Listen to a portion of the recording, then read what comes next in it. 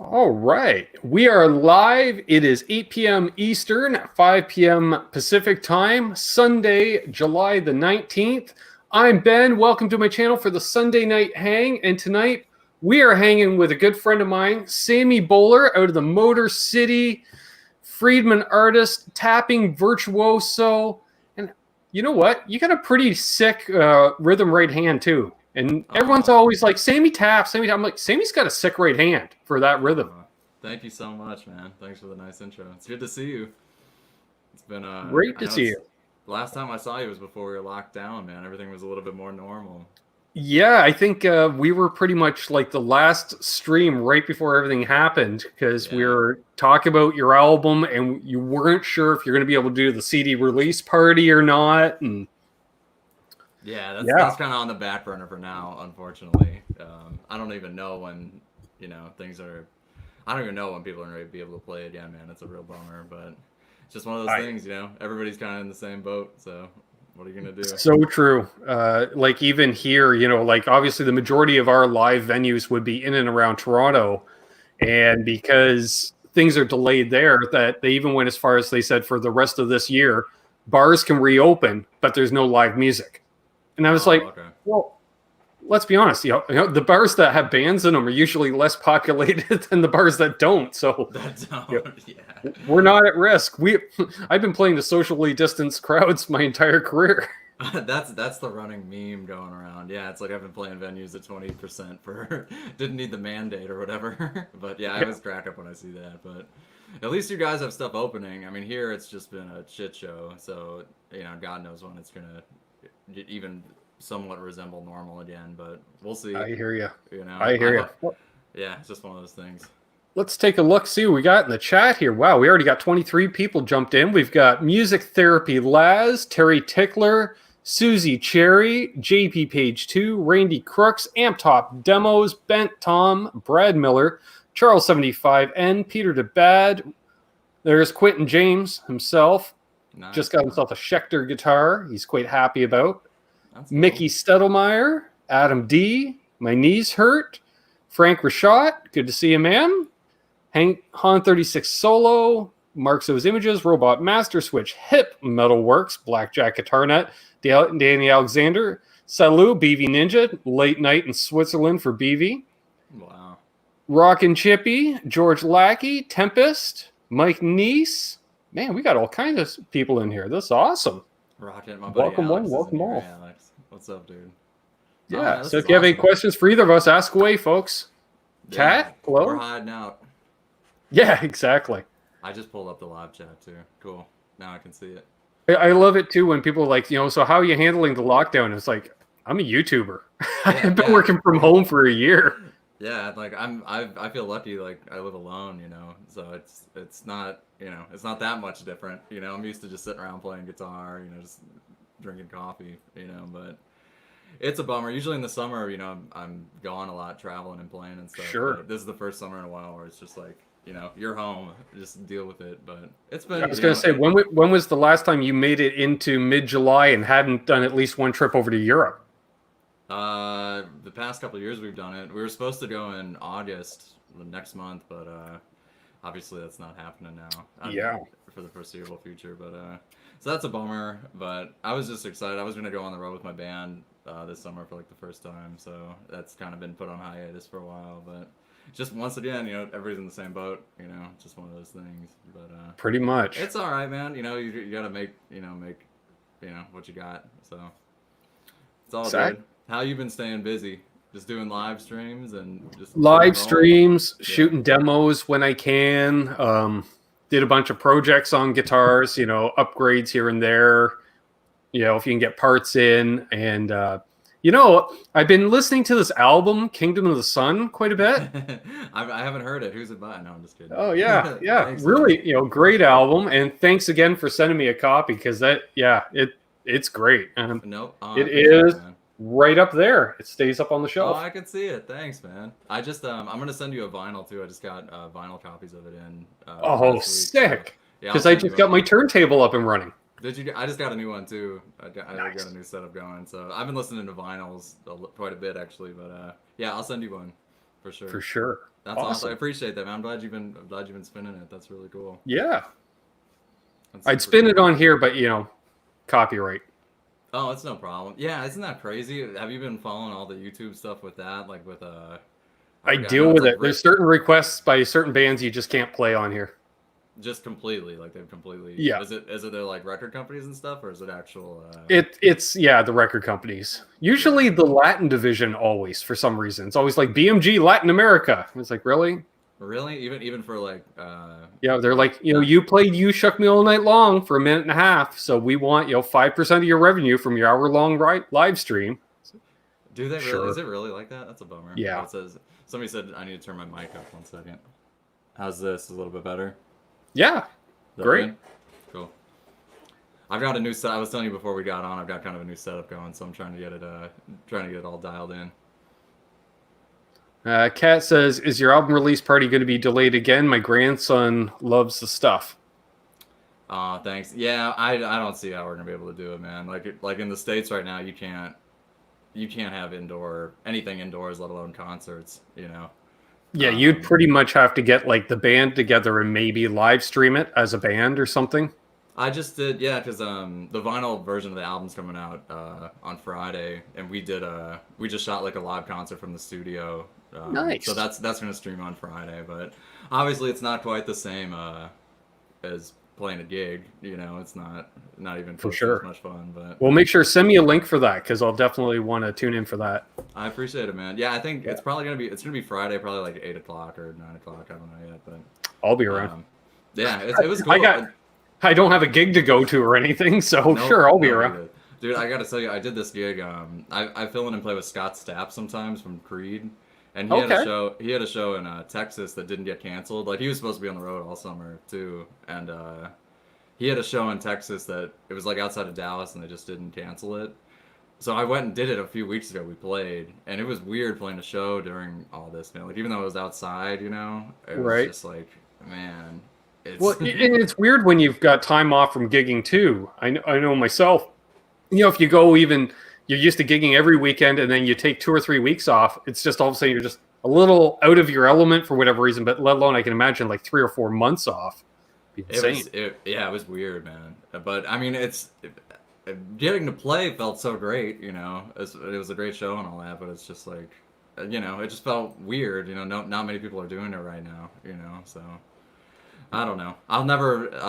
I just miss it so much. It's like that's been my whole life for so long now. It's like I hear you. I hear you. Maybe the good thing is like a lot of bands are going to end up touring like in Canada and Europe first now, so it's a better excuse to get at. It wouldn't be that hard. You cross the border, which you can still do for work. Mm-hmm. You quarantine for 14 days. So you hold your rehearsals just across the border. Yeah. Rent some rehearsal space for 2 weeks, and then. Boom, start touring. Boom, we're good to go. Yeah, I don't know. I mean, everybody's kind of been saying 2021 is when it'll start up again, so yeah. Who knows? I think the biggest thing is like people are just going to have to tour slower, like instead of doing one night slammed, it'll be 2 nights half capacity or whatever. And I think you're going to see more of a throwback, maybe a band on a bus rather than all these fly-in gigs. Yeah, that show I played in Texas was a fly date. Yeah. It'll be more. It'll definitely be more of that. Like we're going out and just, just going. Have you flown at all since this whole thing or no? The last time I flew was back from NAMM. Really? Yeah. Yep.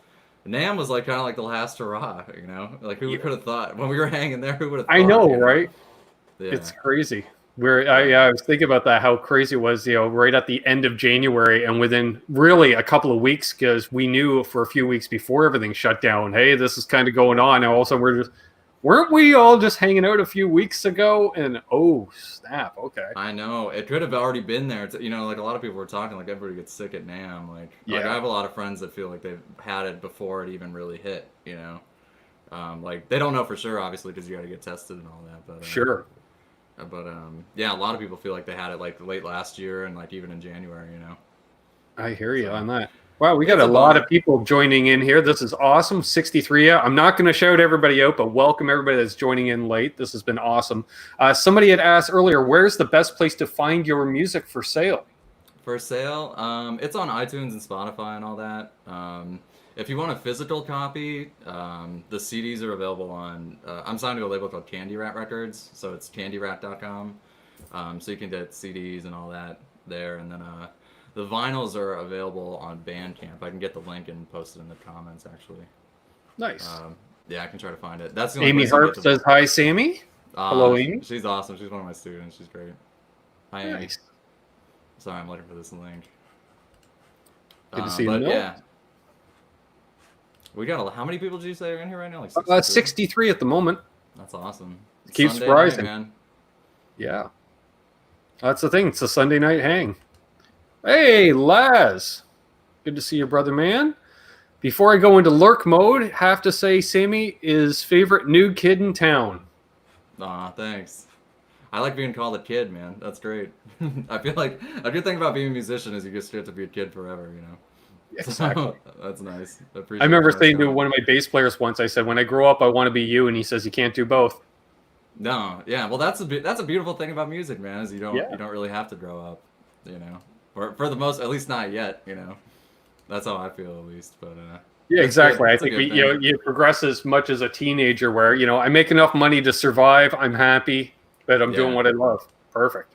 Yeah, there's nothing wrong with that, man. You know? Nope. And that's a big thing about writing music, especially, is staying innocent. You know, like thinking about stuff that you'd really love when you were a kid, learning how to play. You know, that's something I think about all the time when I'm writing tunes. Is like, oh, for sure. You know, would the young me enjoy this or like to play this? You know, and yeah, that's a good thing. Stay a kid forever. Frank, thank you very much. Donation to the channel. Doesn't have a comment, but if you do have a comment, Frank, I'll definitely keep an eye open for it because I know sometimes somebody can hit enter by mistake when doing a super chat. I do appreciate that. Oh, Frank is awesome, man.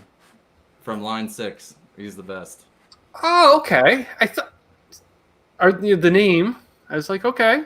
We've never met in person, but we talk online sometimes. He's awesome. He's helped me out a lot, man. Yeah, I've got a bunch of friends in the Line 6 community, so the name did ring a bell. I use a lot of their stuff, especially for on my main board. I use one of their wirelesses, the G50, which is never had problems with that. And you know, like I'm kind of like I'm a little bit paranoid about like my live rig, you know, so I like it to be as consistent as you can, you know. So when I switched to wireless a few years ago, I was like pretty nervous about dropping off and stuff, but that's a really great wireless unit. And then on fly dates I use the HX Stomp, which is great too. Have you played one of those? I've messed around with one of those on occasion, yes. We got a few guys in the chat here, including Six Dream Brian, I think still has one. Brad Miller loves his. I think Music Therapy Laz has one as well, if I'm not mistaken. They're getting quite popular, and I've tried the HX Stomp. I tried the full-blown Helix unit, and for that modeling stuff, it gets pretty damn close. Damn close. My old band, we toured. We were opening for Blackstone Cherry for a few weeks, and both those guys use Helix completely. Like no amps on stage anymore, just use the units, and they swear by them, man. They love them, and their sounds obviously are kick-ass. They're both really good guitar players in that band, so they're great. But the HX Stomp's like a lifesaver, man. Like I still use an amp with it. Like I use it for effects and switching. But when you have to fly in and go do a gig, that's been awesome. That's what I always said. Like people that know, like me, watch the channel for any length of time. I'm not into the modeling stuff at all. But yeah, me neither. Not at all. If I was at the point where I was doing any kind of fly-in stuff, it's either going to be a super compact pedal board or something like a Helix of some note, where I can also have my amp sounds as well as my, pedals.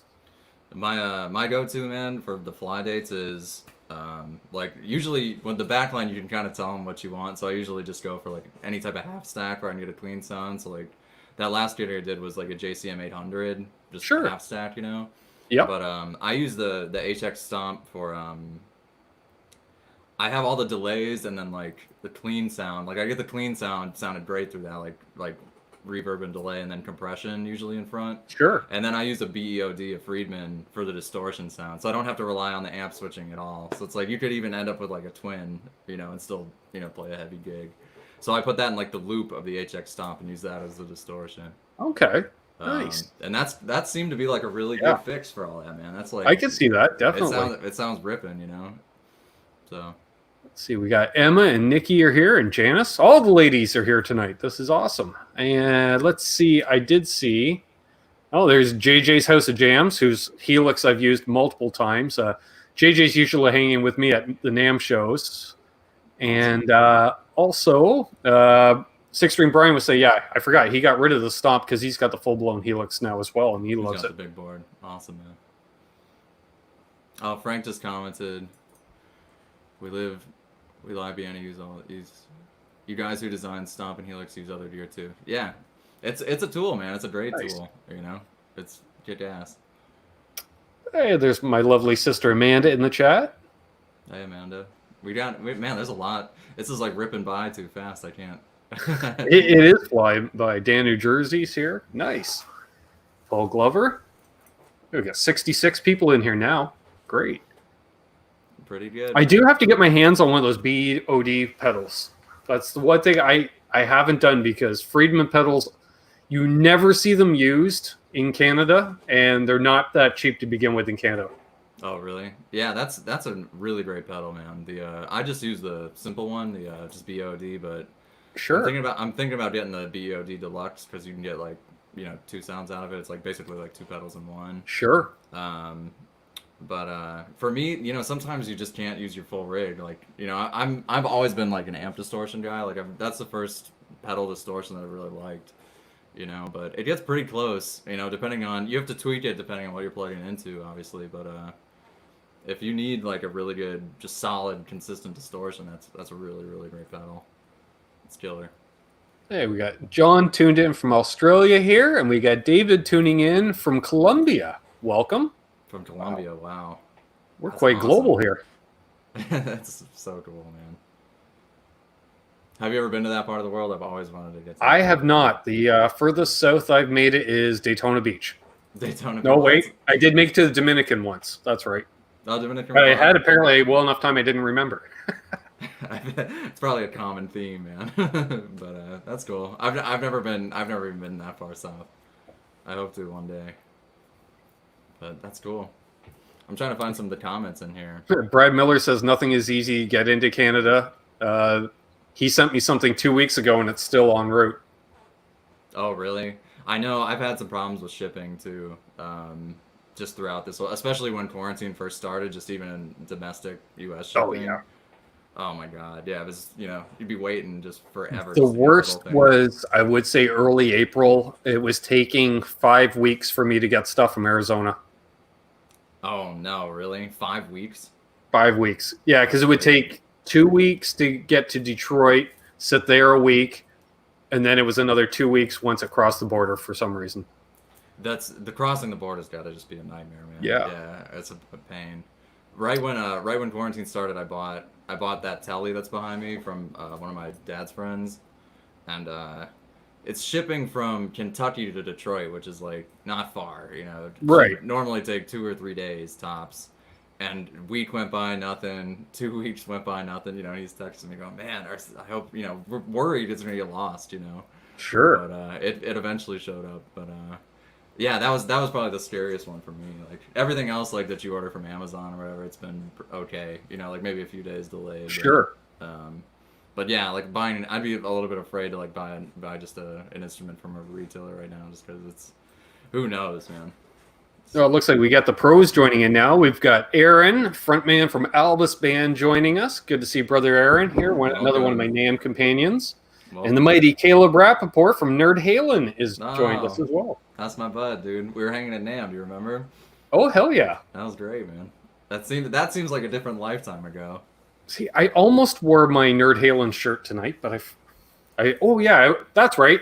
I'm plugging LPD. Lawrence Petross Design has his 68 Deluxe pedal on sale now through the 25th of July for 25% off. Oh, if you want a Plexi in a box, the LPD 68 is the pedal to go for. Man, you mentioned that last time we did this, and I really need to try one of those. And I forgot to tell you, too, Lawrence has offered you artist pricing on all of his stuff. Oh, really? I'll send him an email or something, man. That sounds awesome. Yeah. You said it's just like a 68 plexi, right? Like just like spot on. Yep. What do you usually run it through? Do you run it through like a really clean amp, or do you run it through like Yeah, my Fender like Blues Deluxe. Really? That's what I run all of his stuff through. Yeah. You can make that sound like a plexi. That's fucking killer. The pedal I'm using right now, I have my 68 on the way. I have his 87, which is the green side is a JCM 800. Okay. The red side is a Jose modded Marshall. Wow. I've never actually played through a Jose, man. Have you ever gotten to play through a real one? I have not. So this is the closest I've got. And man, that thing, putting it through a clean Fender amp, and folks in the chat that are regulars, they know it's the tits. It's that, man. I gotta check those out. Full on Sunset Strip saturation. Just ripping. Wow, that's cool, man. Yeah.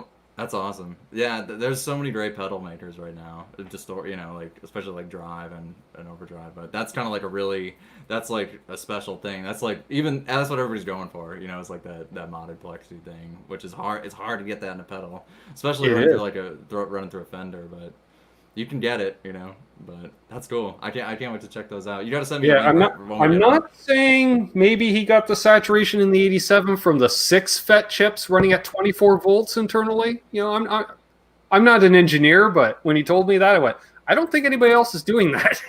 That's awesome. I just got to use last week. I think it was last week.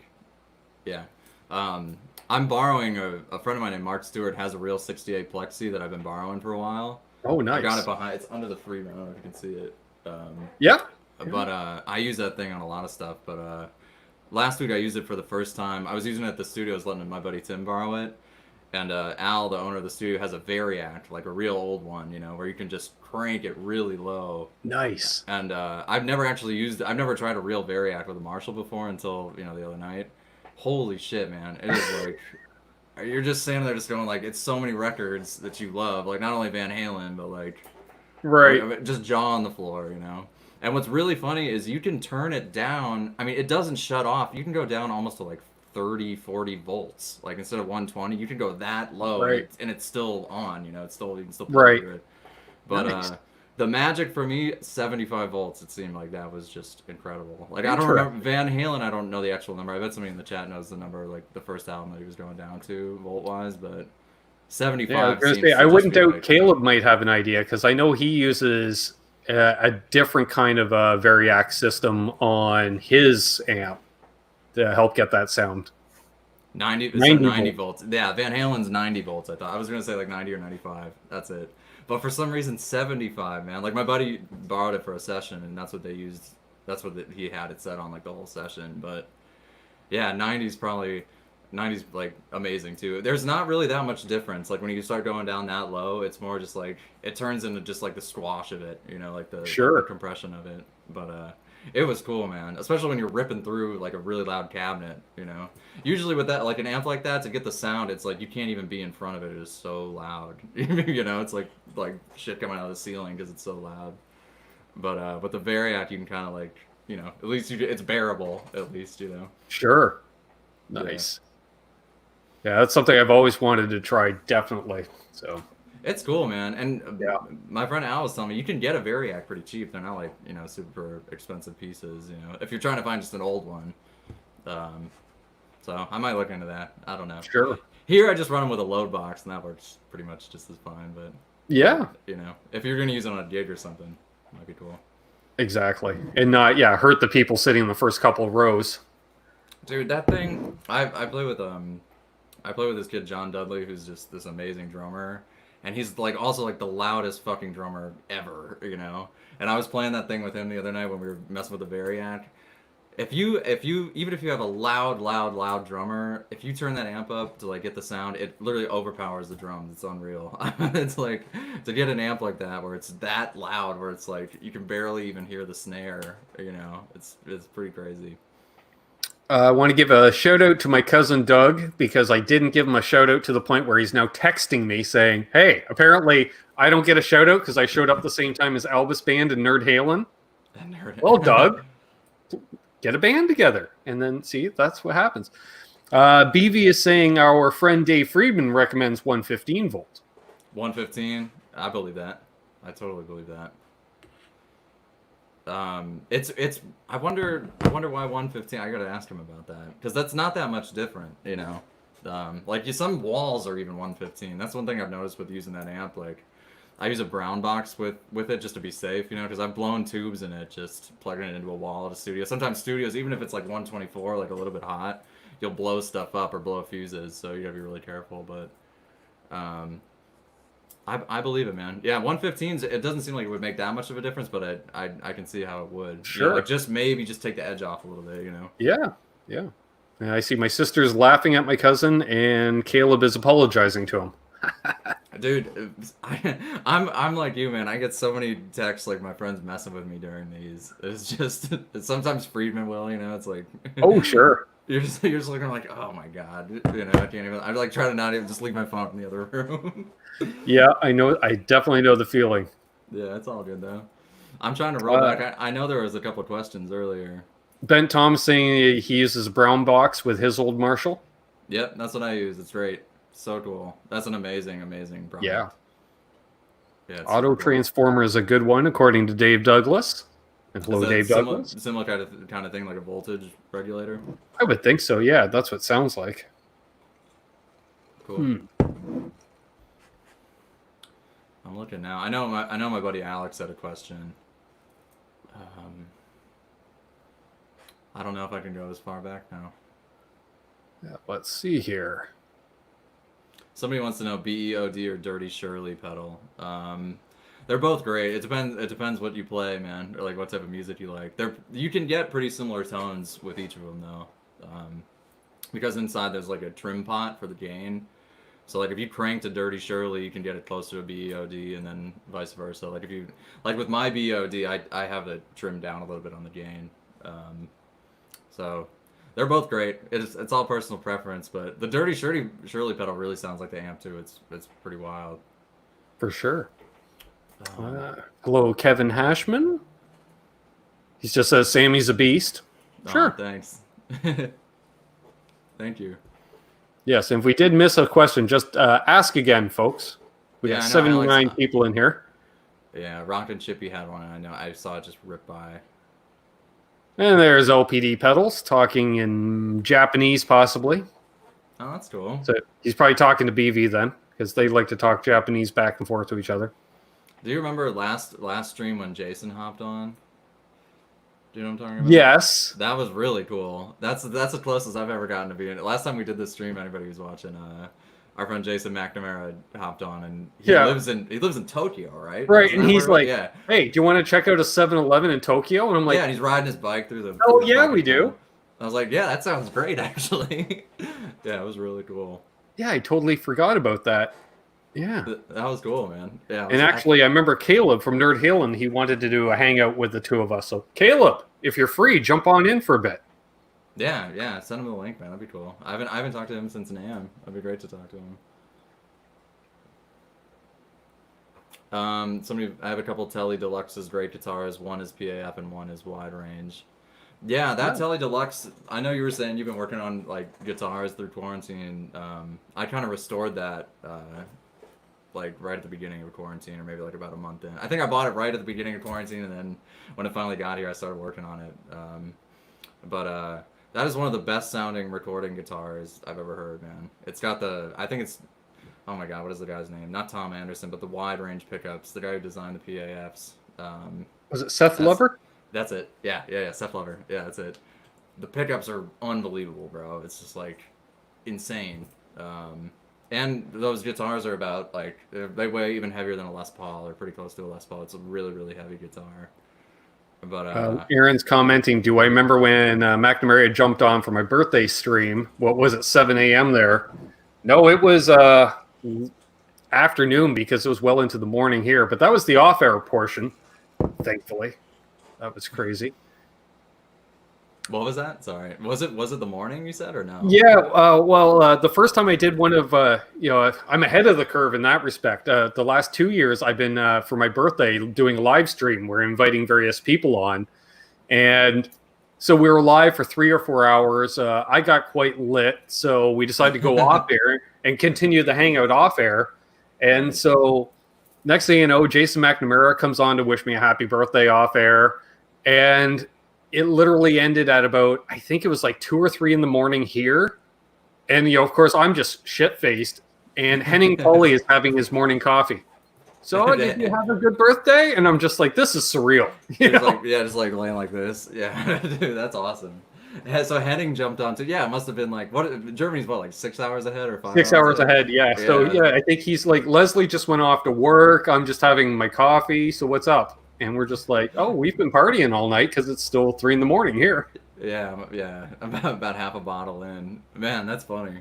When is your birthday, man? I want to jump in on the next one. That's cool. May 22nd. Okay, I will keep that in mind. Yeah, I'll jump on for sure. Awesome. Yeah, that sounds great, man. Six String Brian is asking, what year is the gold top Les Paul on your wall? That's an 87, but it's a 57 reissue, so it's kind of a rare piece, man, because it's before the custom shop, I'm pretty sure. It's like right when they started doing reissues, but that's one of the best sounding guitars I have, for sure. I've had it a really long time. But yeah, it's a 57 reissue. Great guitar, man. That's killer. So, 87. There we are. My buddy James Kohler is in here. He's an amazing guitar player, man. Everybody check out James Kohler Music. He's in the chat. Awesome. Just killer. Really great player. He reminds me of Sean Lane, if you guys know who that is. Nice. Plays just insanely crazy stuff. So apparently Nikki's birthday is a day before mine. Awesome. Nice.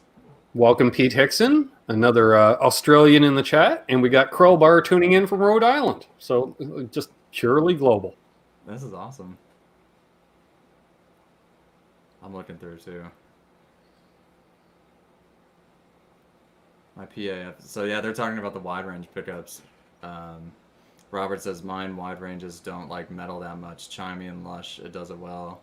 My PAF Deluxe is a metal and punk machine. Yeah, I think if you're doing like really high gain stuff, it might not be the best choice, you know? Right. But I've gotten some pretty good sounds out of it. Just like maybe like medium gain, you know, like Zeppelin type distortion. For sure. But yeah, I think it's got a shitload of high end. So like if you're plugging into like a high gain rig, you might have to dial it back a bit. But yeah, I know where he's coming from with that. Paul Fuchs, good to see you, Paul. And I saw Lawrence had mentioned nice shirt. So yes, Lawrence, I already plugged the LPD 68 Deluxe on sale. It's a nerd. Hey, what's up? Oh boy, what's up, dude? Can you hear me? We can hear you, dude. Oh, cool. What's happening? Not much.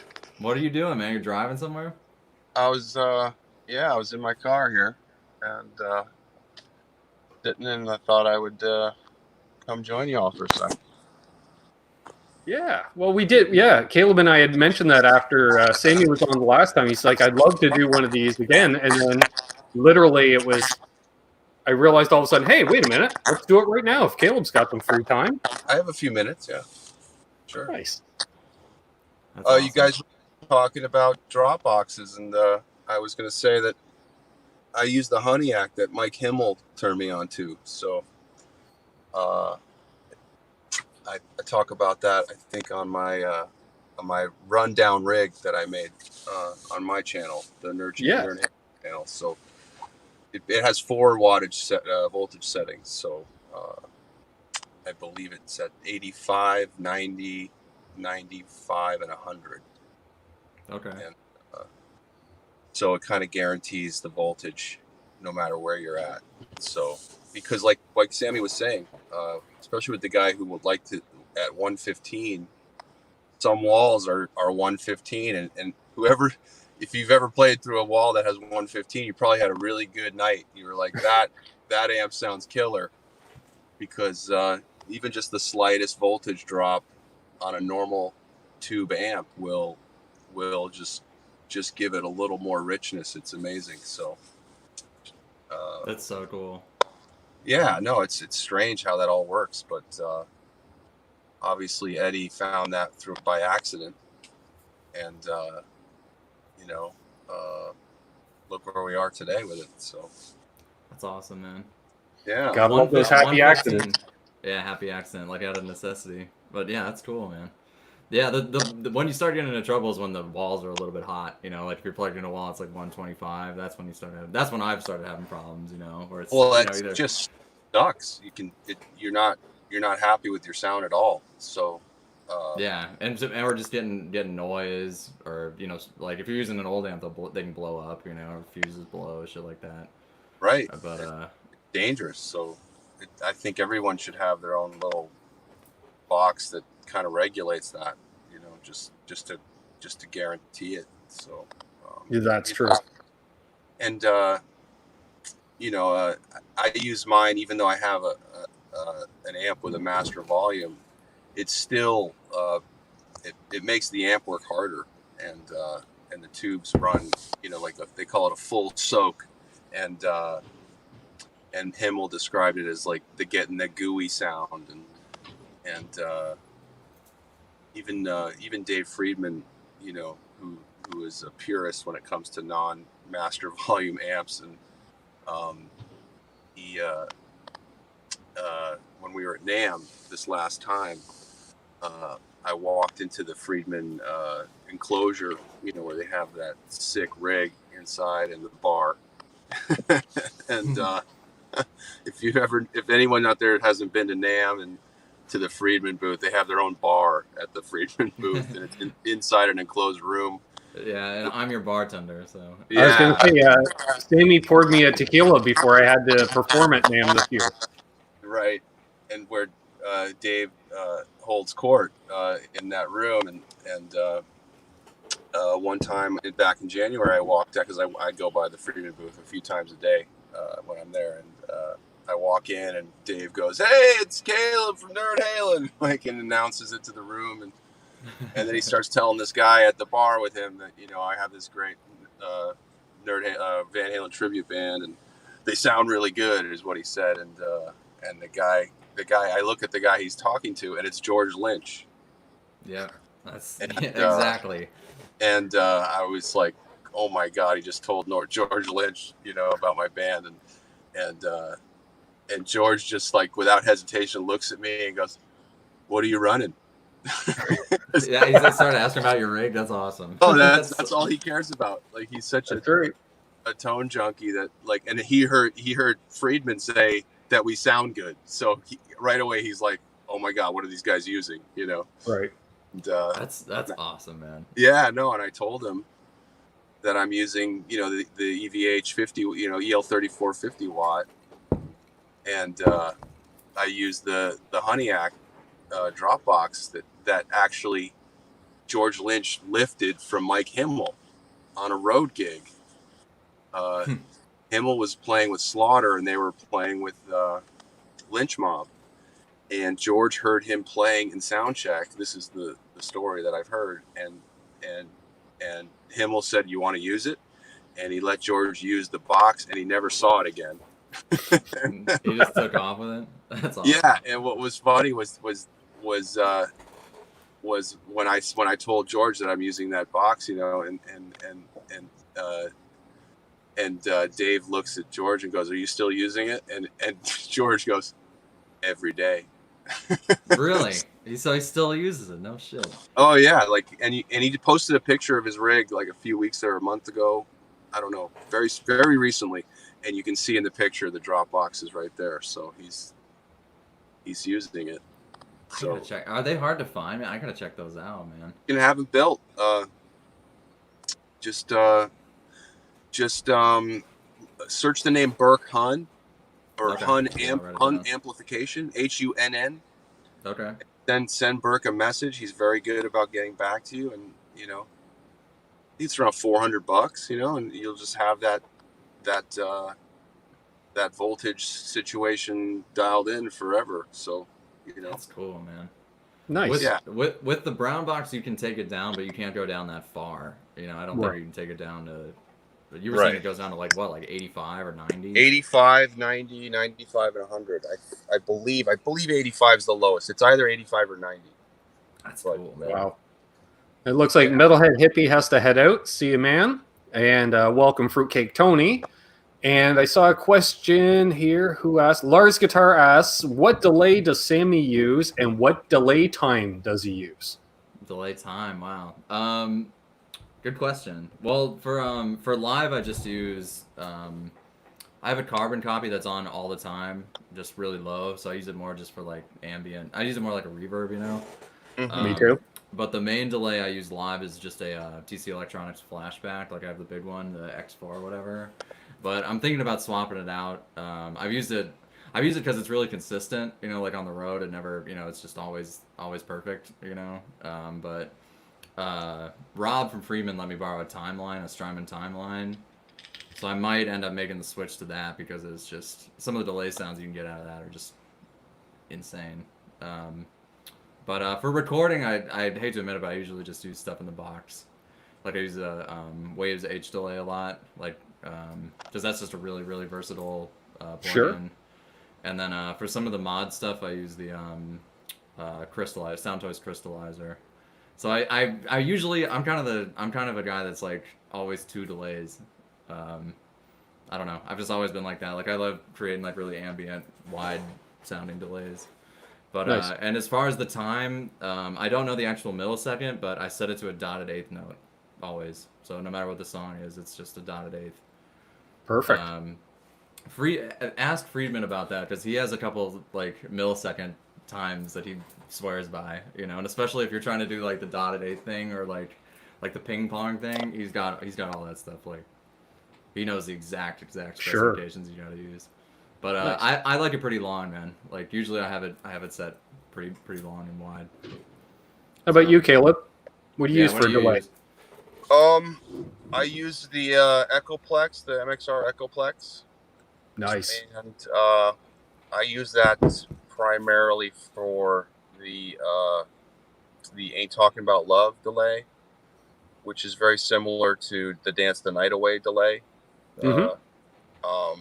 So I use that on both those songs, and then I have an H9, an Evitide H9 that does like 50,000 different things, and most of the time I have that set on a slight harmonized sound that gets that like mid 80s Van Halen sound that he used, where he used harmonizers to kind of you know, I don't know, beef up his sound, or I gave it a little chorusy effect, but just the slight. Sure. I call the word I came up with is tways. You know, it's like this little tways of sound, and so I use that most of the time during the shows, and then I'll use that on for a longer delay, and then I also use like a reverb. I have just a reverb setting that I have on all the time, just to nice. Some ambience. But yeah, nothing too. You know, for what I'm doing, there's only a few different settings. It's not like a big, you know, I need different stuff. So same, man. Like for live, I think it's better just to have it keep it pretty simple when it comes to all that stuff. You know. Like, sure. Yeah. The only time I really go down the rabbit hole is more just like recording, when you have like endless options and you can really hear. You know. Sure. If you're dancing, if you're dancing with your feet too much, you're gonna have a hard show. Like I don't know how like Lifeson or The Edge, these guys do what they do because like there's so many things to touch with their feet, and especially back in the day, bro. I mean now it's like you can do it with switching and stuff, or like you'll have somebody do it. But back then, your tech will do it. You know, everything's on a track now. Like all the lights have to be in a certain thing, so they play the shows stay the same for the lighting. You know, basically, and so you have a guy doing it. But back in the day, you're right. Like how does Alex Lifeson go? It's a lot of tap dancing. I remember the last couple of projects we did, both Richie and I both had extensive pedal boards, and it was, you know, you come up with a cool effect like, oh, I want to change from a phaser into a flanger at the same time. So, well, guess what? Those two pedals have to be right next to each other because I got to be able to mash them both at the same time. At the same time, yeah. Yeah, you got to off one and on one. Like, so that's right. That's like half a bar, you know, like, you know, it doesn't, and your hands have to be where they're supposed to be. So it's, you know, it's walking and chewing gum and stuff. So. Hey, see, we've got Naples Guitars in the chat here. Welcome. He says, hey, Sammy, Frank, originally from Flint, Michigan here. Enjoy listening to you play. You ever catch a Larry McRae show growing up in Michigan? Larry's a great player and a great guy and a hell of a player. I've never heard of him. I gotta look him up. Larry McRae. Larry McRae. What? Do you know the name of his band, or if he was solo? There's a lot of amazing guitar players from Detroit, man. No kidding. I live in Royal Oak, which is maybe like 10-15 minutes outside the actual city. But there's a movie theater before quarantine, of course. There's a movie theater I would go to sometimes, like just like late at night or whatever. And I would run in almost every time. I would run into Jim McCarty. You guys know who that is? Jimmy McCarty's like Ted Nugent's favorite guitar player. But so I kept seeing him up there, and I never said anything to him, you know, just because it's like, I don't know. And finally one night I was like, man, are you Jimmy McCarty? You know? He's like, yeah, I am, you know, and it was cool. But there's a lot of like local legend type guitar players, especially from like back in the day, you know. But no, I gotta write that name down though. Nice. David's asking, Caleb, did you get the Ain't Talking About Love tone watching Pete Thorne's recommendations? No, but I will check it out because anything Pete does, I'm interested in. So I will look that up. Does he mean the tone or the delay time and whatnot? Because maybe everything. I'm not too sure. Yeah, says just the tone. So I thought it was interesting. Pete relayed an Eddie story today. The last time he was at Eddie's studio, Eddie was messing around and he asked Pete, "Have you ever slid harmonics?" And Pete looked at him and said, "No, I'm not you." So he showed him, sitting there in the control room with the monitors blasting at high volume, how you can do a pinch harmonic and then slide said pinch harmonic. That's so cool. Wow. That's so cool. That's I was just like, you can do that? Yeah. All right. Well, I got something to do tonight. Yeah. There's your homework. Yeah, the stream's been fun, guys. I'll see you guys. No, Everybody's going to Woodshed now. Yeah, everybody's in the Woodshed on Sunday night. That's funny. great. That's great. I always forget Pete's like buddies with him, or he's tight with Eddie. That's crazy. I think he's tight with Matt, and whoever's tight with Matt, got it. Yeah, he's tight with Eddie. So that's cool. Yeah. Well, last week he was showing off a microphone because Eddie wanted to borrow some recording mic from Pete. And he was rather insistent, I need to borrow this mic. And then when he went over to drop it off, he goes, well, here, take this Sennheiser. In the meantime, try it out. And he's like, yeah, that was 9 years ago. I don't think I'm getting my mic back. He's just kept it. Well, isn't there the story about Eddie like does that? Like, have you heard the story about him hitting up Dimebag to try a whammy pedal? Have you guys heard that one? No. Yeah, I'm almost positive. I've read this years ago now, but he didn't even know Dimebag was like a fan of his, fan of Pantera, and he knew that he used whammy pedals. It was like when those were pretty new, and got his number somehow and called him up, and of course that's like us, that's like that was Dimebag's hero, So he's like, dude, no, you don't need to borrow, you can just have it, just just take it, But it's funny, like somebody like that, like who has unlimited, has every resource in the world, still is like, oh, you got it, yes, let me borrow it, so let me check it out, So yeah, that's cool, man. When did Pete say the last time you saw him? Was that a few? You said it was 9 years ago. No, I think that was when they swapped mics, but I think I think it might have been last year was the last time he was over, but just the vibe I got. Quentin James asks, do either of these kids use in-ears? And in a perfect world, would you rather push air using 412 cabs? Caleb, you guys use in-ears or no? Not yet. We haven't just based on, I mean, the other guys I play with have them all, but they haven't used them at one of our shows yet. So, but there are, there's a lot of casino gigs and whatnot that won't let you use amps on stage. So, we'll be ready for that, when all that hopefully returns. Yeah, I know. Hopefully returns, exactly. That'd be nice. And I think I could answer on behalf of Caleb regarding the 412. Since your back is not much better than Quentin James's back, you don't want to be lugging a 412 around. No, I've got some back issues. I have a 212 that I use, and I mean, I'd love to have some 412s for sure. I mean, but that would also be I would love to have a tech. So yeah, exactly. So when I get a tech, and when I can afford a tech, I'll be able to afford some 412s, and we'll do it. There we go. My recommendation, just white screen, on either side of the drum kit. You can get those little projectors now that hook up to your iPhone, and you could just project a back line up on screen. Totally. That's awesome. Absolutely. And just don't walk in front of the projector at all during the show. Right? Yeah, it's like get your X on the stage and stand there. Yeah, exactly. Yeah. I fucking hate playing with in-ears. I don't know if you guys have ever had to do gigs with them. I've never had the pleasure of using them. That gig I was talking about earlier, I had to use them for the first time, and I'm used to just having a half stack on stage and like a floor monitor. I've always kind of been insistent on that, but for this gig, there's no amps on stage, so it's like, like back behind, so you're completely isolated. But if you get a good mix, it's doable. The problem I have is every song is a little bit different. You know what I mean? Like, right. It's or if you switch guitars or like you're switching sounds, it's really hard to get like that level thing going on. But it's just it's a little bit world we live in now. And, I mean, the gig is the only time we get to push air. It's to take that away from the musician is very, it's painful. I think. I mean, I mean, we are damaging ourselves, but it's a good kind of damage. And it's just for guitar, man. It's like that's what rock and roll is. You got to feel the amp.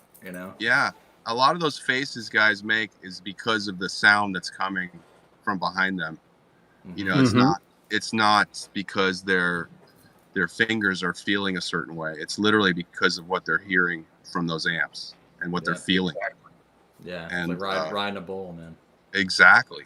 And if you don't have that feeling, then a lot of that, it's visceral. There's nothing like it. There's nothing like I tell people what with the music I'm playing in this band, like it feels like I'm flying a jet fighter.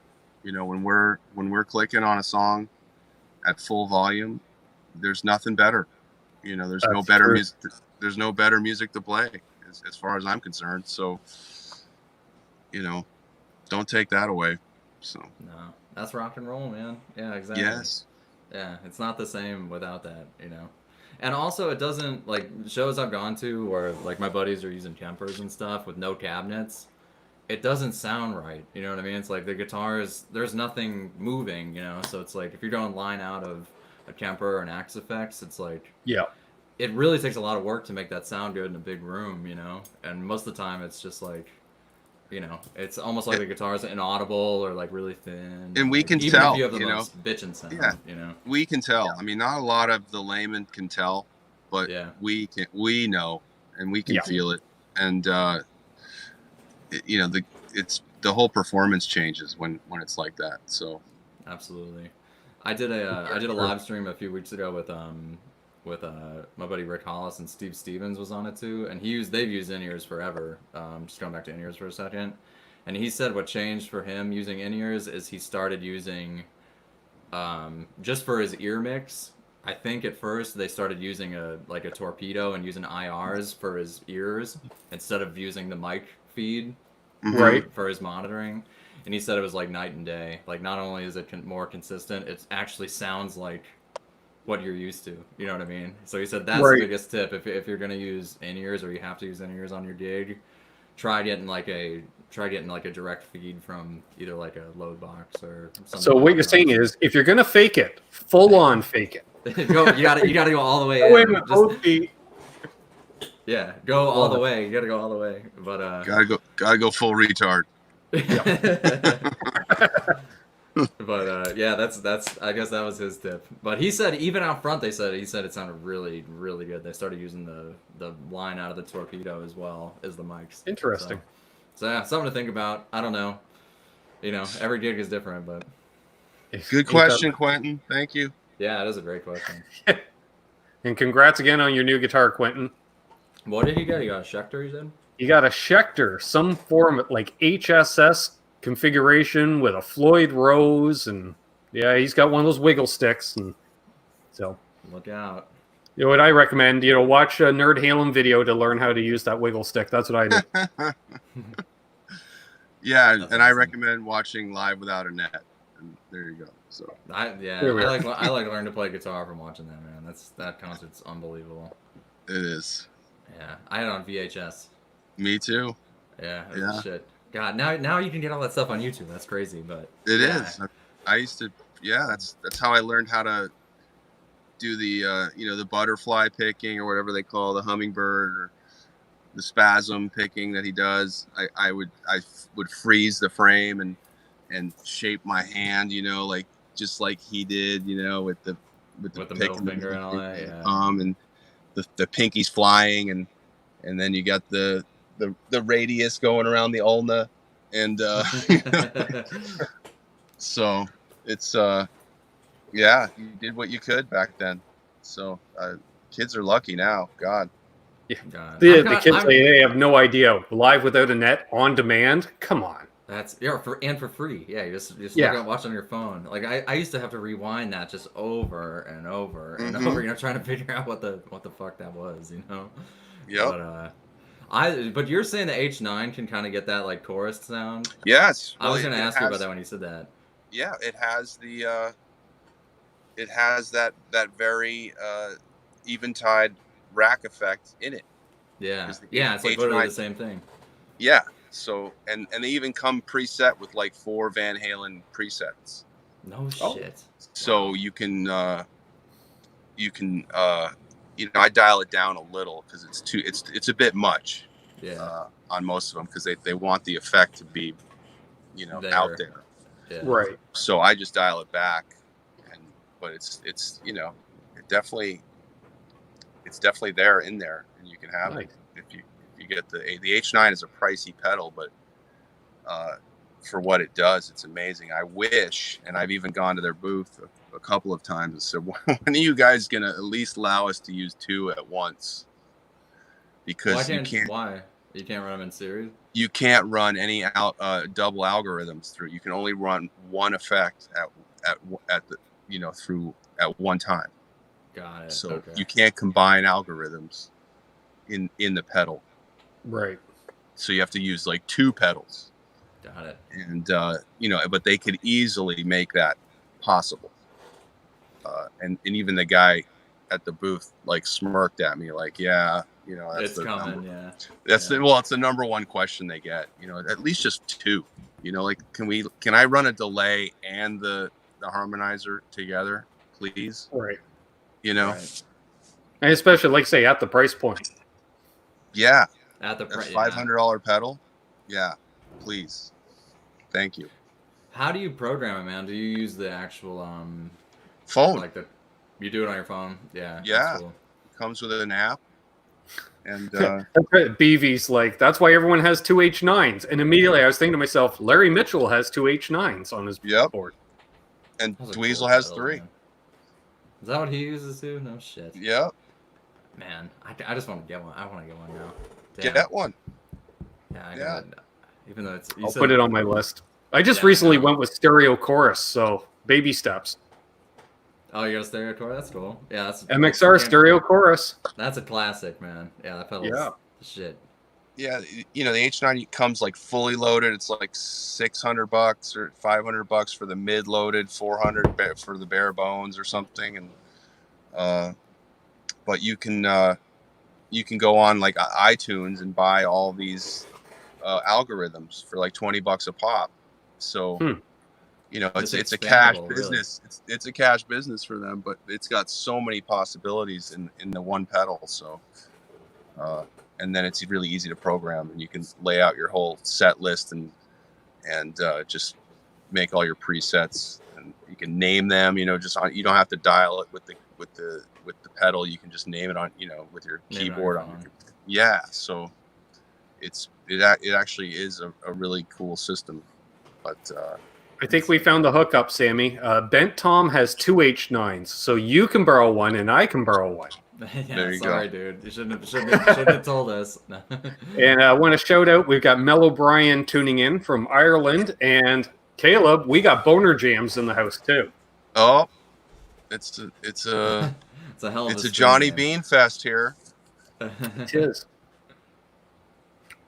That's awesome. Always a pleasure, Boner Jams. Nice. Robot Matt Switch says stereo tremolo is fun when you can pan left and right. I actually just made a trade tonight for a tremolo pedal that I should be getting tomorrow. Which one did you get? The Catalan Bread tremolo. I can't remember the name of it. I traded my Wampler Pinnacle Deluxe for it. Okay. Cool, man. I don't think I've ever owned a tremolo pedal. I've only done it in the computer. It's not really your style, Sammy. I'm not going to lie. That's not really your deal. I'm going. Wait a minute. 1 second. No, I'm just kidding. But yeah, I'd be curious to see what you would do with one.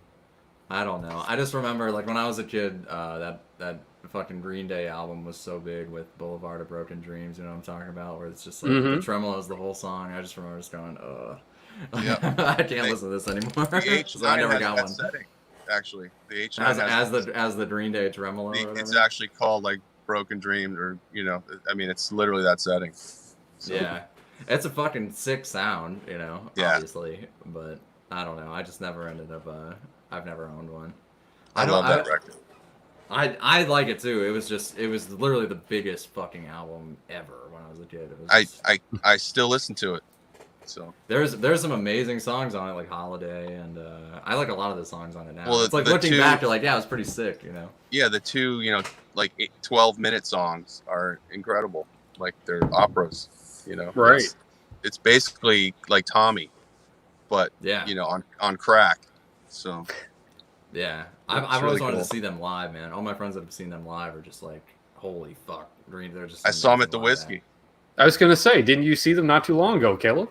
I saw them in September at the Whiskey when they announced their big summer tour for 2020. Woo! Yeah.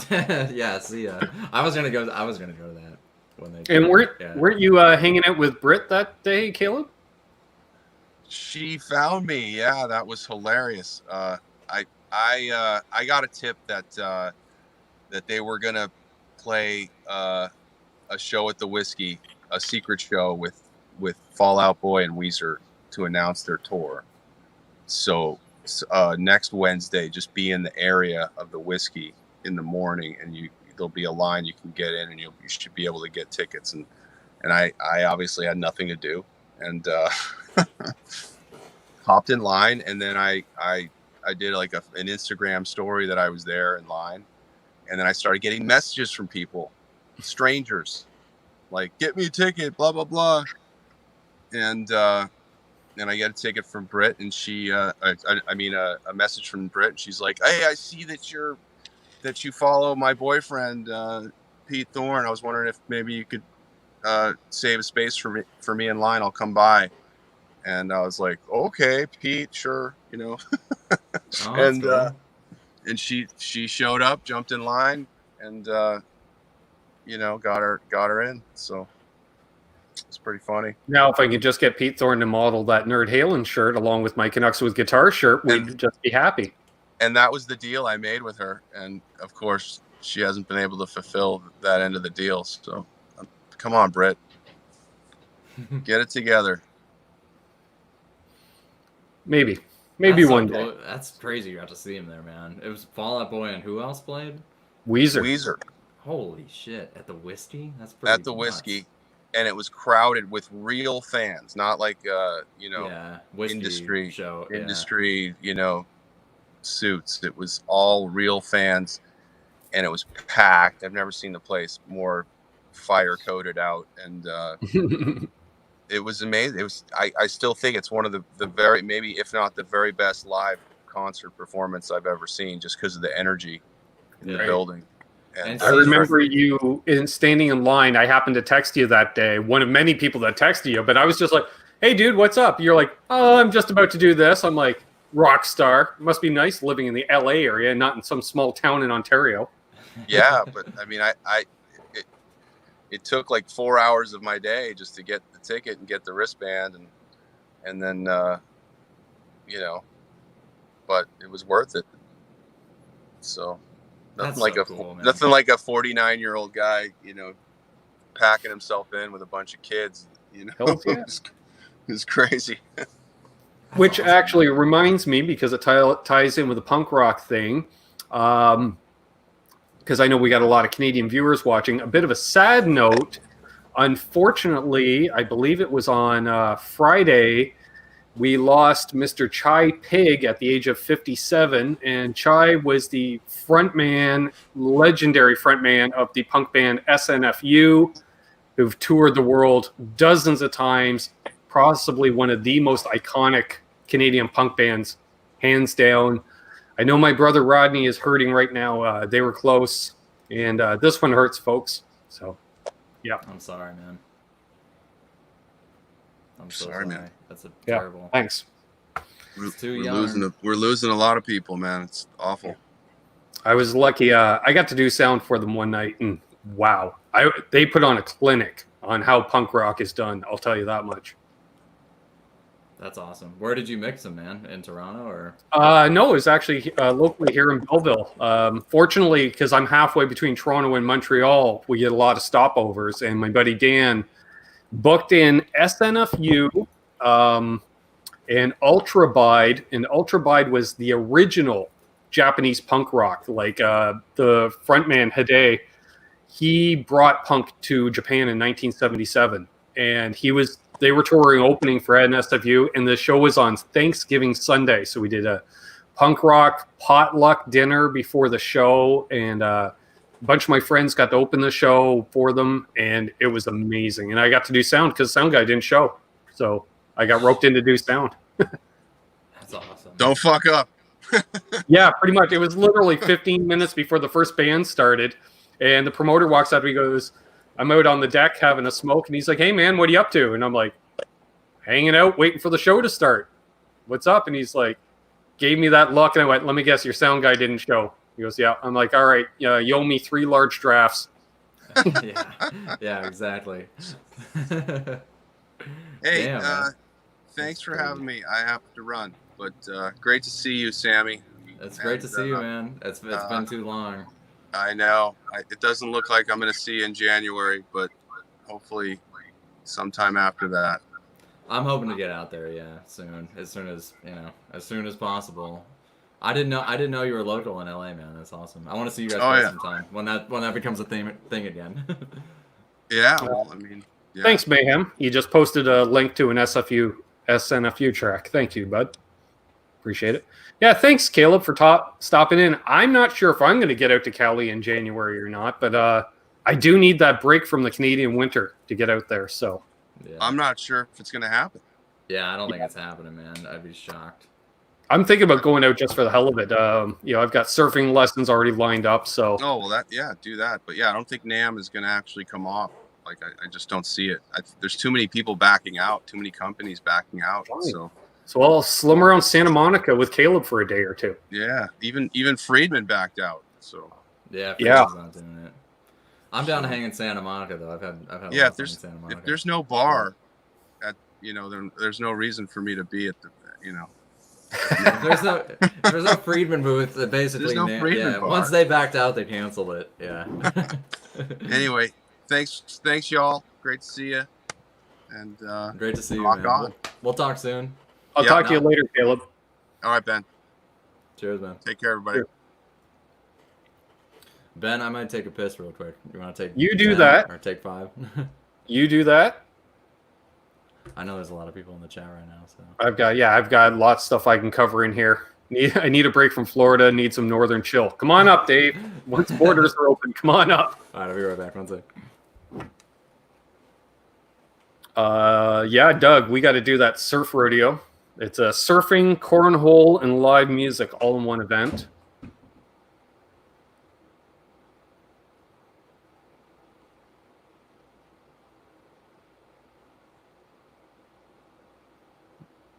Excuse me.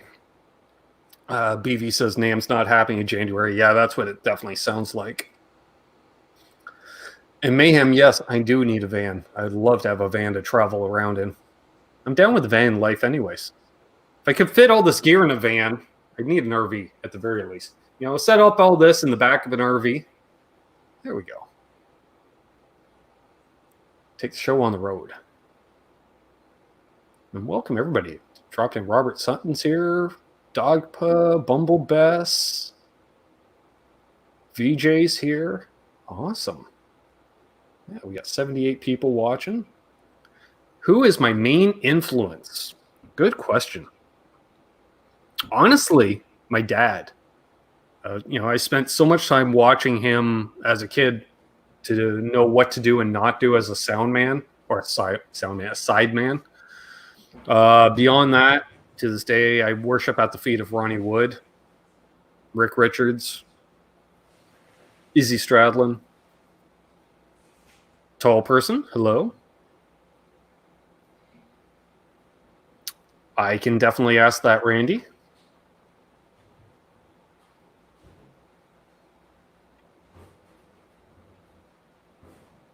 No worries, Frank. We're not slagging the Line 6 stuff too much. That virtual stuff. Sorry, I like tube amps and analog pedals, but tell you do make a decent product for that modeling stuff.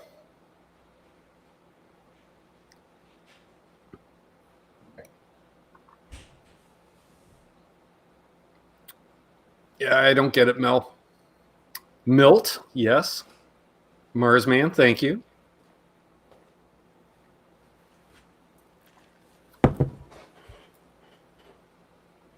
Yo. There he is. Sorry about that. Oh, that's all right. We just going through the chat, gave out some shout outs. Somebody was asking influences and stuff. Elscott Music asked, Ben, do you have any Synergy stuff? No, I do not. The Synergy stuff is really cool, man. Have you tried any of it or no? I listened to Caleb and JJ use the Synergy unit. They had it wasn't outside the Friedman room, but right across the aisle there, outside the other amp room. They were checking it out. That's cool. It's pretty sick, man. My friend Bruce Egnator lives in Detroit, and he actually did the 5150 model for it, or I guess it's 6505 or whatever. And once he got it dialed in, he needed one to AB to make sure it was close. So sure. I let him borrow mine. So mine was the one that he AB'd for them, nice. For the Synergy one or whatever. But yeah, they sound really good. All of them. The Plexi one's great. The Friedman ones are all great, obviously. Are you familiar with the Detroit band, the Motor City Mutants? I've never heard of them either. Guitar Man 45 here in the chat used to jam with them. Man, I gotta get back in the swing of things, man. Are they current, or was it a few years ago, or? I gotta scroll down. Sorry, I'm way down. And Ben Tom was asking what the bass is behind you. That's an 8-string guitar, actually. Ah. I can bring it down. My friend, when I was in college, I was teaching at this music store in Ann Arbor called the Ann Arbor Music Center, and my buddy Dave is a luthier there, and he builds guitars. So it's a King custom guitar.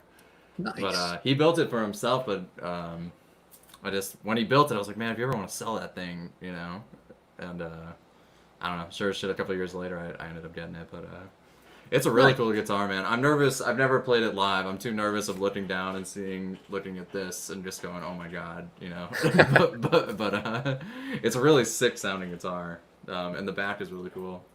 Oh wow. Yeah, it's a really, really nice axe. I used it on the record quite a bit, actually, like for rhythm guitars and stuff. Nice. Yeah, it's cool, man. I tune it like a the bottom string is dropped, so the bottom string is like a low E, like a bass. That's how I usually play it. But nice. Yeah, it's cool, man. It's a good guitar. The pickups are really good. It's the DiMarzio. I don't know the actual model, but it's their DiMarzio 8-string pickups that are really good. Oh dang, Boner Jams for the donation. Ben, hope you drop tuned a guitar for me. Here's a little something to put towards heavier gauge strings. Aw, thanks, man. Well, Boner Jams, I can say, drop tuning? Why, yes. Why, last week, and I called you out on it last Monday night, Boner Jams. This sucker got restrung with 11s in D standard. Dude, that's a cool guitar. How old is that thing?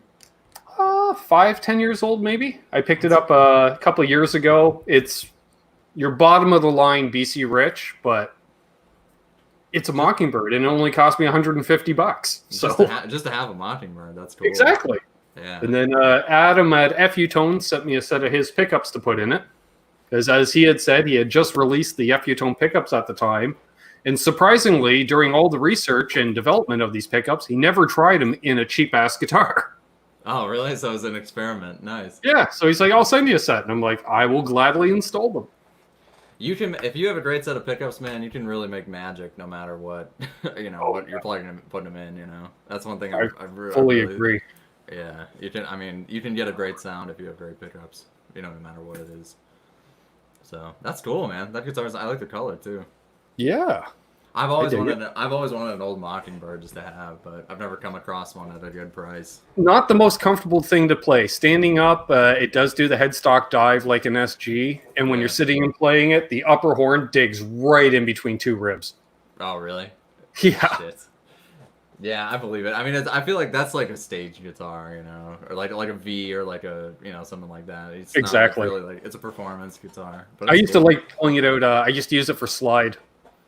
For one or two songs a night, yeah. Oh, you use it live. That's cool. Yeah, that was my slide guitar for Rocky Mountain Way and REM's "Man in the Moon," which looks really funny when I'm playing a Mockingbird playing REM. "Man in the Moon." That's whatever. Who cares, man? Exactly. That was half the fun. Like we'd always play very different guitars. Like if the other guy's playing a jazz guitar like a hollow body, I play the Kramer. If he's playing a Tele, I play the Mockingbird. That's so cool. I love that, man. And plus, then your sounds are distinct. It's like you're never gonna have any like muddiness. Exactly. That's really cool. Awesome. Randy Crooks had asked while you were away, any experience or do you play much on a 12 string? Yeah, I just got an electric 12 string actually. Oh, nice. Yeah, and I haven't used it.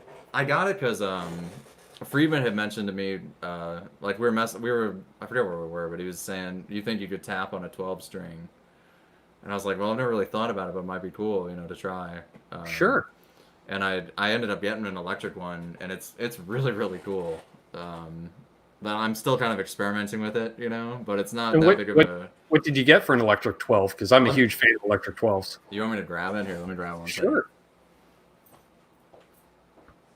Second. Thanks very much, Charles. Appreciate it, man. Got to give Dad his props. I either thank him or blame him for all of this. Robot Mass Switch, that's a nice list of guitar brands. This is it. Oh, snap. Eastwood. It's not a super expensive one, but I saw one at Chicago Music Exchange. Yes, I know that guitar. I was literally talking about that exact guitar a couple of weeks ago with my best friend. Because last month, I recently signed on with Eastwood to be a demo artist for them. I was going to say, you should do it. RJ's done some stuff for him, and great. You should. They're great guitars, man, especially for the price point or whatever. Yeah, I just did the first unit. Actually, the demo folks will be out Wednesday. They just did a reissue on the Valco Blood Buzz combination fuzz and drive box. Who makes that? Eastwood makes that? No. Yeah. Really? Eastwood is releasing it, and made in Canada. It's awesome. Yeah, this is a Canadian company, isn't it? Yep. Yeah. Oh no shit. Where are they based out of? Mike, the president, lives in, I believe, Brampton, so west end of Toronto. That's so cool. But yet they have zero Canadian presence because the guitars are mostly built in Korea, and they have showrooms in Liverpool, Chicago, and Nashville. So no presence here in Canada. None in Canada at all, but no. But the designs are from Canada. This is a sick guitar. Like all of them are really cool. But it's cool because I wanted just having a P90 12 string and with a whammy bar too. It's like that was there. I was like, who puts a trem system on a 12 string? Eastwood does. That's who. I've been producing a record for my buddies in Nashville, and I brought this down. Like I just brought a few guitars down for the session or whatever, and they use this on almost every song. I'm not exaggerating. For especially for like overdubs, and if you're doubling parts, if you put this in, just kind of like low, you know, or like just Right. kind of for the spread, it sounds so good. And it's like it doesn't really sound like an effect, you know. It's more just like, what is that, you know, or like what, you know. It just kind of makes it, I don't know, more unique or something. But yeah, I've used this on a lot of Michael recordings. Cross says I like the most right feel. Yeah, they've got looks like a all the rights Mosrite, to do yeah. the most right stuff.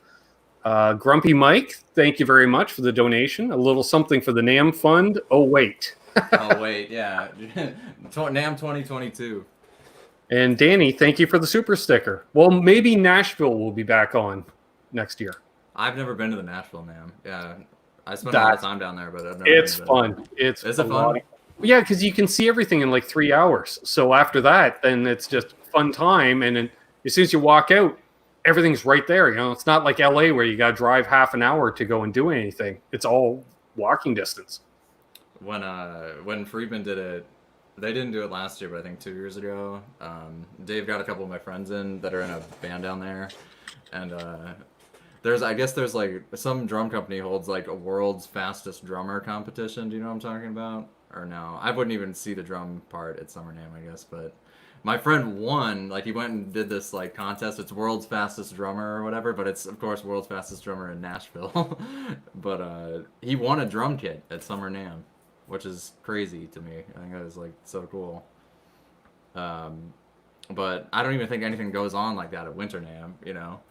So no, we must have Sammy. We must have said his name 3 times because there's RJ Ronquillo himself. You say it 3 times, man. That's awesome. Hey RJ, I miss you. Yeah, I miss you, buddy. We're just showing off an Eastwood Electric 12. Yeah, we were just talking about your demos for Eastwood. But yeah, it's a cool guitar. I cannot wait. I want to do a demo on one of those for sure. So try to get one, man. They sound really, really good. Yeah, played great. I took it out of the box. It was perfect. Didn't have to do anything to it, which is rare, you know. And that just reminds me of because RJ last week demoed the latest Eastwood release, which is they did a reissue of Prince's Telly. Really? That's cool. Yeah. Did they have to like get the rights to it and all that, or was it just they did? They did. Wow. They did, and they did. Yes. That's so cool. I gotta watch that. I didn't know that came out. That's really, really cool. David's asking, have either of us ever played a sitar? I've never played one. I haven't either. I'd love to learn how to play sitar. Like I've watched a lot of videos and stuff, just because I like Eastern music a lot. No, I've never played one. I've never even been around one. Have you? Have you ever heard anybody play in person? Not in person, no. Yeah. I think the closest was watching a demo of the Electro-Harmonix sitar pedal. I've seen that, yeah. I've seen some people use that. That's pretty cool, but it's not the same, obviously. No, you know. But man, I'd love to. Yeah, I'd love to learn how to play one from like, you know, like a. It's one of those things where I think you have to kind of grow up with it. You know, like I think it's a little bit harder to learn later in life or whatever, but it's worth the shot. You know, or worth trying at least. Yeah, definitely. Yeah. Dave Douglas says, "I hope Candy Rat Records is treating Sammy good." They're great. They're awesome. Yeah, nice. Wonderful people. I feel lucky that I get to, like, at this point in my life, like I really get to work with people that I really like and really respect and get along with. You know, that's a real blessing, especially in the music biz. You know, it's usually not like that, or at least in my experience. So I hear that. No, I'm really grateful. Well, I saw that RJ he had mentioned that he misses us. Hey RJ, are you in a position to jump in for a few minutes? Oh, yeah, RJ should jump on, man. Hop on, say hi. Probably go for another 10-15 minutes here, folks. Mel just said she saw Ravi Shankar at Massey Hall. That's insane. And Massey Hall is still under renovation. I can't wait till they fully restore that magical theater. Have you ever been there, Ben? You've gone? I've only been there during off hours. Like, okay. I went in there it was just during the day because they kept it unlocked. So I walked in, kind of looked around. And then there's photos. They have the fire escape terraced up the whole front of the building. And one of the bands I was in, we took photos of us all on that. The problem is half the band is afraid of heights. So you can see several of us just white knuckling it. I am too. I'm scared shitless of heights. RJ said he can't. I'm stretching my back on the floor. Fair enough. I don't blame you. See, now if he's stretching his back on the floor, I'm thinking he may have been out skateboarding today. Yeah, he's he's working it out. That's all right. There's nothing wrong with that. That's cool, man. Master Switch says, "Go longer, Ben. You guys are on fire." All right. Yeah, You want to go to the top of the hour, Sammy? Until 10? Yeah, I can do that, man. Yeah, all right. Yeah, no problem. Wow. Mel said he used to gig several times at Massey Hall. One of my favorite albums ever is Neil Young live at Massey Hall. Have you ever listened to that? He's really young. That is like unfucking believable, man. Well, and the funny part is, like, Massey Hall, it's pretty much right off what's now Dundas Square. They've kind of done this, this square right off Yonge Street, and there's a stage set up for outdoor shows and stuff. And we were busking in that square a few times just for the fun of it. But like Massey Hall is like right off of it. And also you look over, it's like one block down. Also, I'm like, wow, there's Massey Hall, because it's one block off of the main street on the next, parallel street or whatever. And it's just like, oh wow, there it is, this iconic venue. Yeah. That's insane, man. I had a similar experience when I was in the UK with Dave. Another one of my favorite concerts is Jeff Beck, Ronnie Scott's. Have you ever watched that? That's wow, yeah. And there's one street in London where all the music shops are on, basically. Like, they've been there since the beginning. It's like where Clapton would buy guitars, and Jeff Beck too, and Jimmy Page and stuff. And Sabbath actually recorded the first Sabbath album in one of the buildings. Like, it used to be a studio. So we were checking out all these stores or whatever, and just walking down the block, and you look over, I'm like, holy shit, there's Ronnie Scott's. It's like 3 or 4 blocks away from all that. You're like, wait, what? Right. It's crazy, man. It is insane. It's a small world, man. Guitar Man 45, thanks for becoming a channel member, my friend. Yes, anyone that's interested in supporting the channel, one of the ways you can do it is you can become a channel member. You get to use cool custom emojis, your name changes color in the chat, and you will get at least one exclusive video a month. First one coming out next week. Oh, so you do exclusive stuff like that too? That's cool. Yeah. Is that all through YouTube, or what is it? Yeah, I try to do at least one video a month that goes out to my patrons, and then I'll leave it on Patreon for a week, and because I have a dozen patrons on there. After that, I switch it over now in YouTube, because I have the membership. You have like public, private, unlisted. Now it has members only. So then I didn't know that was a new option. That's cool. Yeah. That's awesome, man.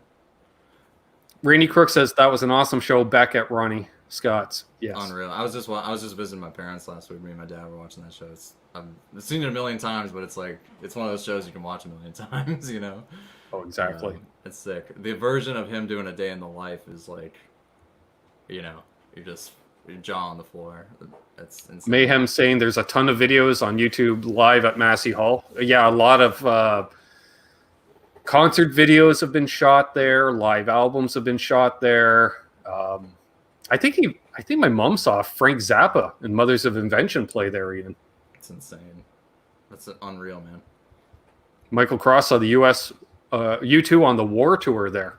Saw U2 at Massey Hall. That's had to have been unreal. Yeah. Yeah, and BB Ninja said, yeah, it's Denmark Street. That's where all the guitars are in London. Right.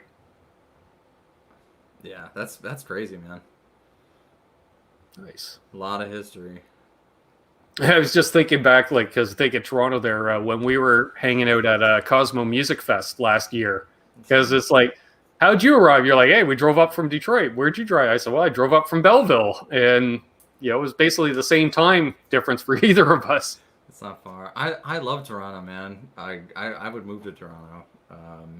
It's a great city. It's great.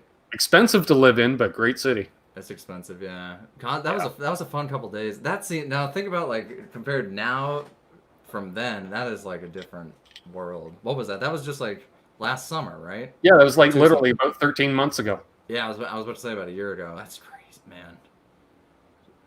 Time just goes like this. That's crazy. But David's asking, can you guys recommend an instrumental record, please? Why, yes, I can. Kingdom of the Sun. I don't know that one. No, thanks, man. That's awesome. You gotta send me your address when we get off here. I will. I'm trying to think of an instrumental record I would recommend. Honestly, just try to get the Jeff Beck, Ronnie Scott's. That's pretty unreal. There you go, folks. Oh, look out. Look out. And I've been using some Sammy Boller picks, too. Thanks, man. Do you like them? Do you think they work all right? Oh, no, these are great for rhythm stuff. I love the stiffness of the rhythm.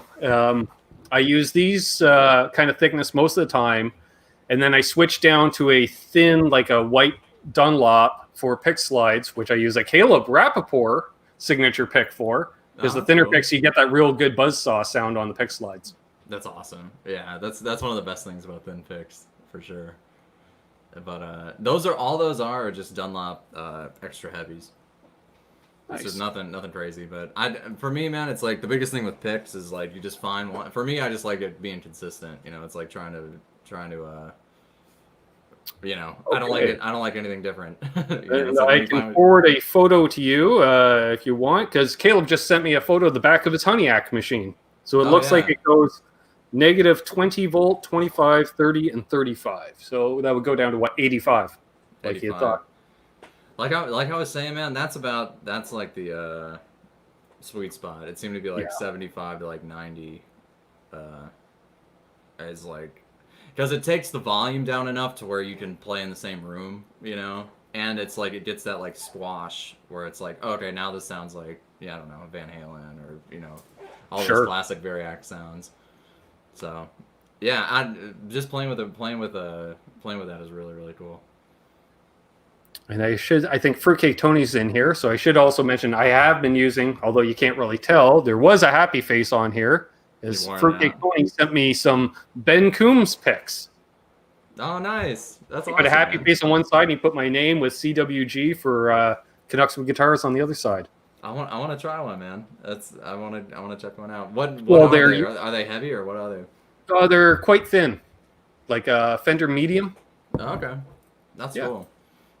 I like using. Well, you know what? Man. I shall send you a care package because I have your address as well from when you sent me the CDs and stuff. Oh, nice, man. Cool. Yeah, we can swap them out. That's cool. Yeah, and I'll include a Nerd Halen pick too. Yeah, I'd like to check one of his out too. I didn't know Caleb was in LA. I just completely forgot. That's cool. Does he live in Santa Monica or no? Yep. Santa Monica. Okay. That's like one of my favorite. I love Santa Monica. That's cool. So we got Chris, the Guitar Pit, in here. Great channel. Great guy. His latest episode of Let's Not Buy a Guitar. It's great. He surfs reverb and comments on ads, and it's great stuff. That sounds like something. That sounds like something I would watch. That sounds great. Caleb's back in the chat, and he says he uses a 60 mil. Okay, so pretty thin. That's cool. That's cool. I've never been able to do it. Like I've never been able to use thin picks just for like I don't know, like playing regular. I've used them on acoustic, but never electric. I don't know. It's never gotten used to them, I guess. It's an 80s thing, those thin picks, I think. Yeah, a lot of people love them. Yeah. My dad used to use 63s. Was it the orange Dunlops? Yeah, those are classics for sure. Yeah. I grew up playing Gibson extra heavy picks, which are like, they're kind of like the ones I sent you, but they're a little bit bigger. Like the whole profile is just a little bit wider and a little bit bigger. I always a little bit more of a teardrop shape. Yep. And I'm kind of weird, man. I use the side of the pick. I don't use like the tip of the pick. It's like a weird thing I've always done for some reason. You do that. Robert Baker does the same thing. And I remember I talked to him about that at NAMM. Yeah. I remember one of the guitar players in a band I was in, he did that, and I asked him why, and he goes, "I have twice as many picks as a result because I can use two sides." Oh, does he use two sides? Oh, that's cool. Yeah, you use it one way, it'd wear down. You just flip the pick over, and he's got a fresh pick again. Yeah, that's true. I've never thought about it like that, but it's totally true. I'm just so clumsy, man. Like I don't think I have enough discipline to only use one side of it. You know, like I'd end up using like the jagged edge by mistake and just freaking out. But it's all good. But that's cool. I never thought about it like that. There's a lot going on in the chat. I'm about to try to rip through these. Yeah, I see Paul Ewing from Stompbox Steels. VJ's got to head out. See you, VJ. Have a good one, man. Thanks for stopping in. Thanks for watching, man. Thanks for hanging. Bent Tom used the back edges of picks for 20 years. There's something about the control of it that's really, really cool. And it's not quite as bright. I think that's why I started doing it is... it isn't as bright. I just find it just rolls a little for me because I think because I hit the pick on the strings at such an angle, like I get maybe 2 sets out of a pick and it's just worn down enough on the side that I got to toss it. It's awesome. Yeah, I don't hold on to picks. Some guys I know, like some of my buddies, will just use one pick, like have a magic one, and like I don't know how they hold on to it. You know, it's like I don't know. I guess I've never been like that. You know, but yes, Caleb. Word of advice. He says, disclaimer: if you get a Honeyacc, make sure to bias your amp to preserve the tubes. Oh, because you're that the Variac will rip through tubes. Yeah, that's good advice. Yeah, and Chris at the Guitar Pit says, I got one of those Dragon picks and have no idea how to use it. I'm sure it works, but I'm confused with it. What's a Dragon pick? It's a different shape. They've got different contours on them. I think actually maybe Baker's using Dragon picks as well. Saves I couldn't get into those super thick like the chicken picks, like a 3.5 mil pick. That's crazy. I feel like I'm playing with a pebble.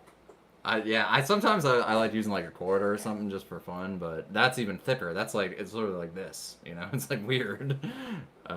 Exactly.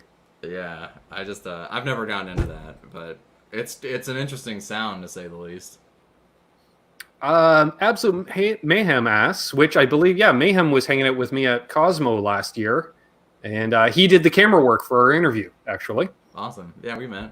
Sure. He says, what was the first song you would teach your students? Good question. I usually try to see what they like, you know. Everybody's different.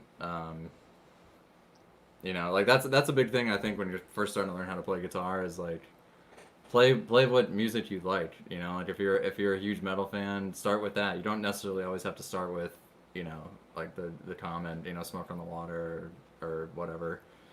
But it really varies from everybody. But I mean, as far as like basic riffs, I think it's good to start with like just like one string riffs or really basic riffs. Like the first thing I ever learned was Day Tripper, the riff to that. Okay.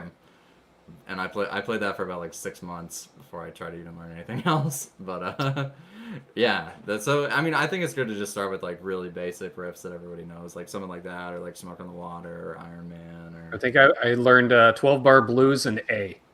Really? I never really did that right away until. Yeah, that was the first, and then the shuffle between the first or the second and fourth frets. The Memphis shuffle or whatever. That was the second part. Once you learn just the straight, then add that, and that's my dad taught me, and he goes, "There you go, that's rock and roll."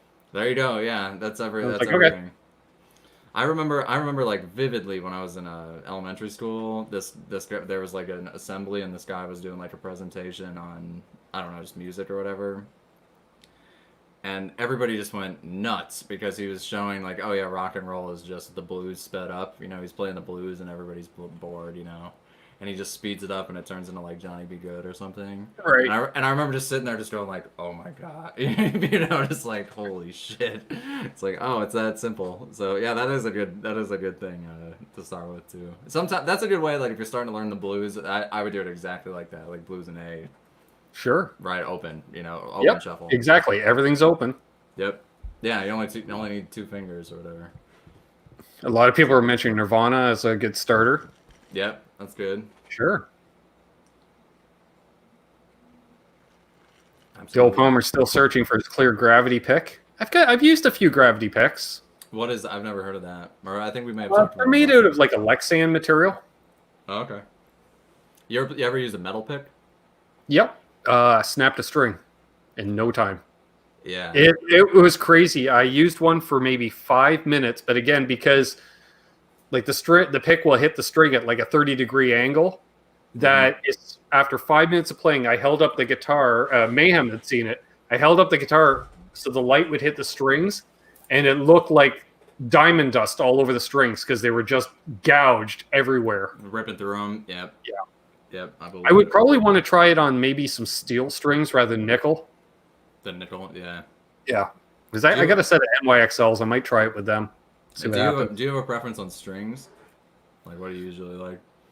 I really won over the D'Addario XT strings. I've heard those are great. Yeah, because they're a nickel string, which I prefer, and I swear it's like they have a coating of WD-40 on them. It doesn't come off on your fingers, but they feel oily and greasy, and I get about literally 10 times the string life. No shit, that's cool. Now, granted, but they're they not cost coated. as much. Are they coated or no? They are coated. They're coated. See, man, like I've always used elixirs just because, like, when I was a kid and using like regular Ernie balls or whatever, there's something in my hands where it just like rusts strings almost like I changed them and they'd be rusted. It's weird. And like I always feel bad like whenever I play any of my friends' guitars, it's like I don't want to ruin it. You know, it's like I only play for a couple minutes because I don't want to like ruin the strings. But the elixirs seem to be the only ones that last. Try the X2. They last long. Because I found with the elixirs, I pull all the finish off the strings from the pick. It'll shred out, and you can't do any kind of a pick slide because you'll just shred the coating off the strings. They do. So yeah, as I remember, the first time I did the XT demo, they gave me a set at Summer NAMM last year, and I came home, and I'm whacking on the guitar. I do a bunch of pick slides. I'm like, hey, there's no string dandruff. This is awesome. Oh, that's cool. Really? And yeah, I put on a set. They were on this Telly, which is my #1. I use it in all my demos. And I put the strings on, at the end of July, early August, and I finally replaced them, I don't know, 3 or 4 months ago. They lasted almost hundreds of, I probably put a good 50 hours on it after they died, but hundreds of hours playing. I'm not as big of a stickler as I used to be about that either, about changing. Like, like if I was using Ernie balls, I'd probably have to change them after every show. But elixirs, I was doing a whole tours on one set. Yeah. I think Ernie balls, I would do 2 shows, maybe like 2 shows and a practice, maybe.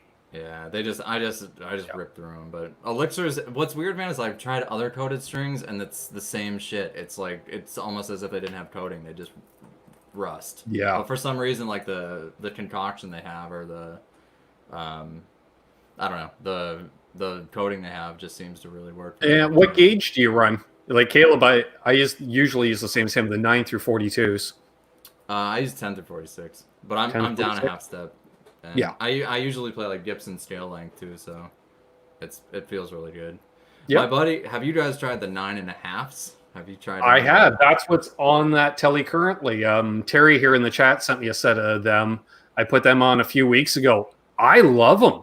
Because they're not as heavy as 10s, and I even tried, like when I played half step down, I was using the 9 through 46, that hybrid. That's cool. 9 set. But these ones, just that with that 44 on top, it's just that little bit thicker. I really dig it, and yet the G string is still thin enough that I have no problem doing full step bends. So cool. My buddy 9.5 through 44. They're literally halfway between Ernie balls 9s and 10s. My buddy Dave Black said it's perfect. He's gone his whole career and finally found the perfect string. He goes, you just fly, and you don't have to worry about breaking them like 9s. Yeah. So, yeah, I've been wanting to try them. I just don't know what to put them on. But who makes? I'm pretty sure it's just Ernie Ball that makes them. Right? Yeah, they're Ernie balls. Yeah. But it's cool. Yeah, I first heard of them. That's because that's what Pete Thorne's been using. Is that what he went to? That's cool, man. Somebody just said 8 through 38. Jesus. I haven't used 8s in ages.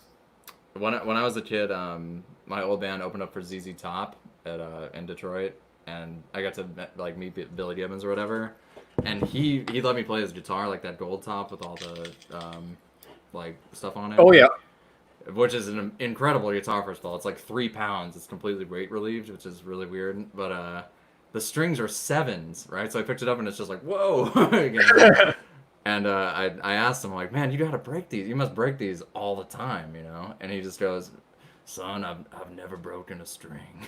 Is what he told me. He said, not in his whole career, he's never broken a string. I generally break strings when I'm backing them off, not when I'm tightening them for whatever reason. And I break one every few years to the point where I make a big deal out of it almost because I'm like, I can't believe I broke a string. And they're like, what the fuck?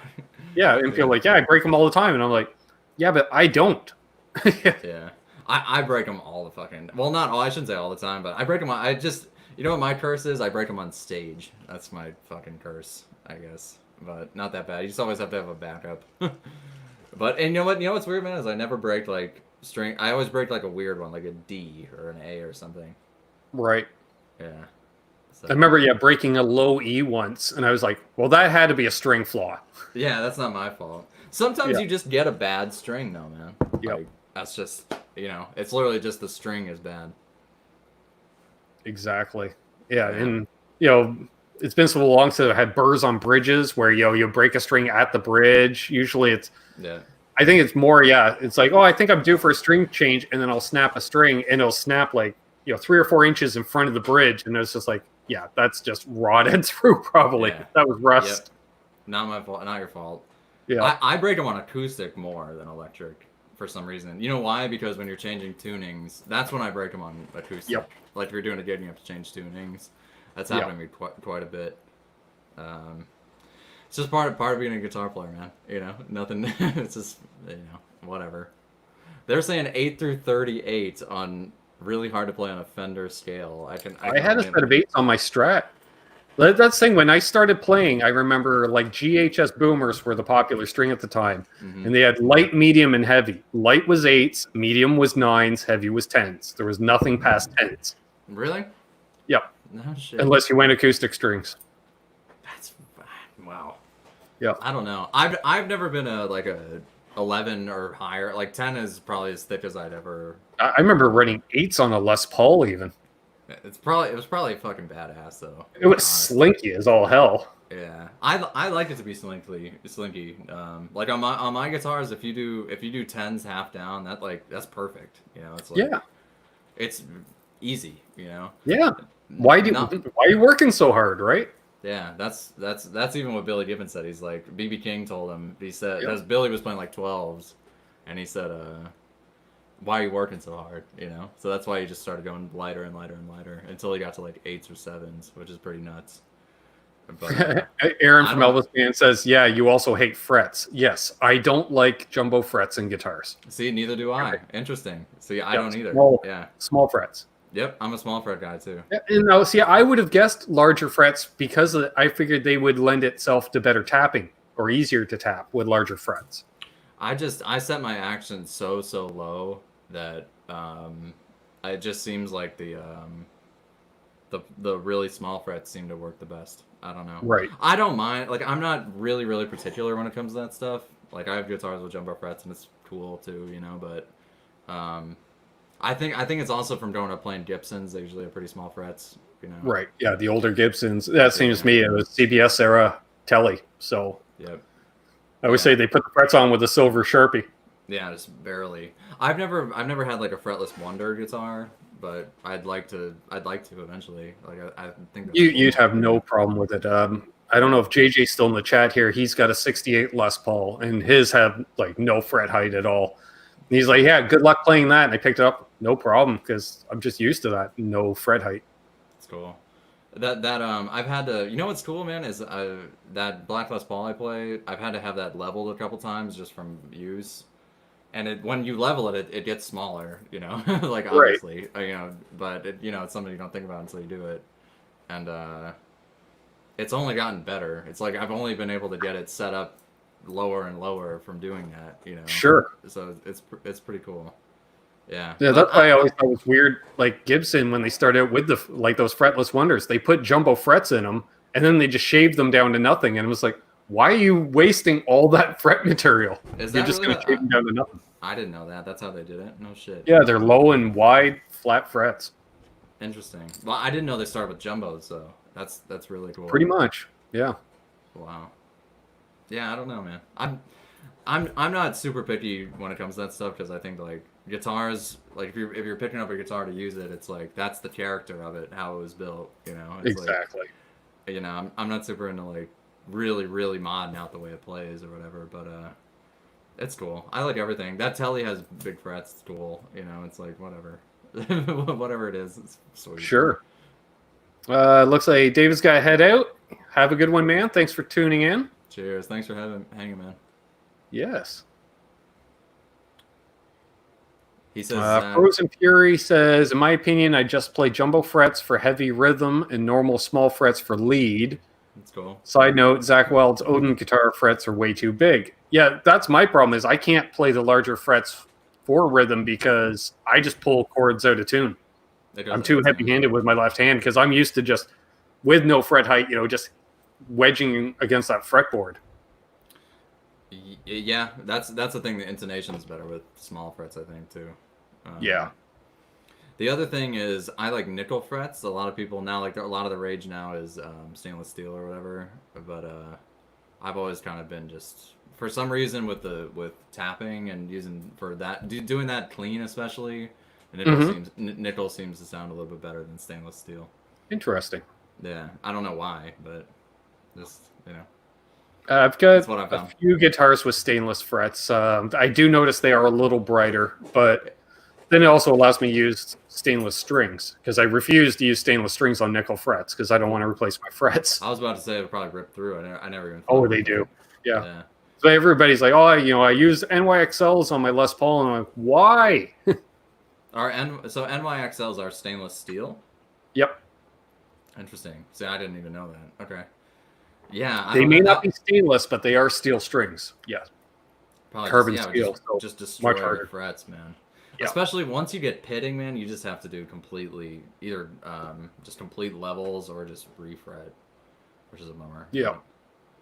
But damn. Well, it was funny. I was taking a really close look at my main telly with the strings off it the other day, and clearly my lead playing is very major pentatonic with lots of G string bends, because there's a slight divot down the whole fretboard under the G string. On the G string? Oh, yeah. That's cool.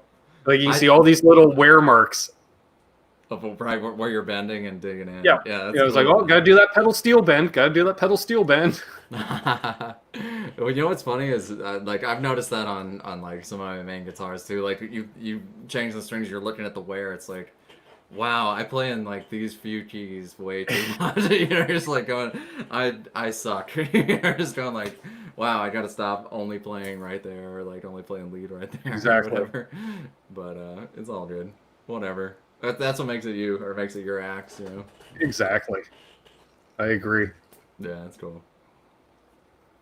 People mentioning Dick Dale in here. Nice. I met Dick Dale at a gas station in Arkansas. Nice. Yeah, it was one of the we were on tour, and this was with my old band, and we were getting gas or whatever, and this guy in a van pulls up, this old guy in a van, and this woman pulls up, and like a couple of guys are like sitting by the van smoking weed or whatever, like pulled off to the side, and this guy goes, "You guys a band?" And we're like, "Yeah," whatever, and he goes, "You guys ever see Pulp Fiction?" And we're like, "Yeah, of course, yeah, we love Pulp Fiction, man. That's one of our favorite movies, He goes, music in Pulp Fiction, like Dick Dale, like surf guitar. And we're like, well, yeah, of course, yeah. He goes, well, I'm Dick Dale. And we're just like, what? Like, what?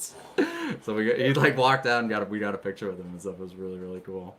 Awesome. It was crazy. It was like, yeah, it's like one of the, it was like our first tour too, so it was like good luck, like beginner's luck. Yeah, I was gonna say that's got to be some kind of an omen sign there when you run into a legend out on the road like that. Yeah, at a gas station. And he's like, yeah, you ever seen Pulp Fiction? That's what he started with, not like who Dick Dale is, But what's crazy is a lot of the early Fender amps he helped design, or they designed for him. Have you ever read any stuff about that? I forget the name of the model right now, but. Wasn't like the bandmaster? I can't remember either, but yeah, he was heavily involved because he was out there doing a lot of stuff, and yeah, he was like, well, obviously like the original of a surf guitar or whatever, exactly, but originally from Boston, as I recall. Yeah, I don't know what he's doing in Arkansas. Obviously playing down there, but I think what it was is they were going home, like they had just finished their run or whatever, and were going home. But it was just him and his wife. His wife tours with him. Nice. Yeah, maybe he doesn't like to fly or something, so just screw it. We'll drive. Yeah, we'll drive. I think what's crazy, man, because he was in his 80s already, and dual showman. Somebody just commented. That's what it is. The 100-watt dual showman. Yep. He was having trouble paying medical bills, so he had to be on the road all the time. I remember reading that somewhere.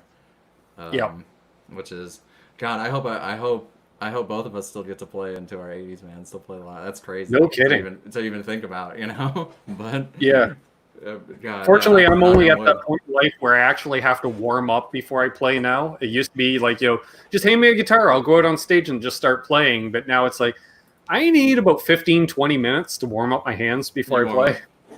Yeah. Yeah, that's everybody's different with that stuff, man. I've never been big into it either, but or big into warming up before a gig or whatever. But I just found if I didn't, I was getting hand cramps after about 10 minutes. you're cramping up. Yeah. Yeah, it happens, man. You know, I was kind of nervous about it, like not even going back again, but going back to playing with in ears where it's different. You know, you have to play a little bit differently to get it to sound right. You know, so I was a little bit nervous about that. Playing with ears just 'cause you're not used to it, but I didn't have any problems that time. But I don't know. I think I don't know. Who knows? You know, every gig is a little bit different. You know, I think maybe one day I'll end up getting into a routine like that before I play. But the main thing for me is just like being comfortable. You know, Exactly. like, just feeling comfortable when you walk up. So. Somebody was asking about the cryogenically treated frets in the new Gibsons. I haven't really sat down with a new Gibson long enough to really notice a difference. I haven't played any of the 2021s. They're actually what is that? Is that for real? Cryogenically frozen?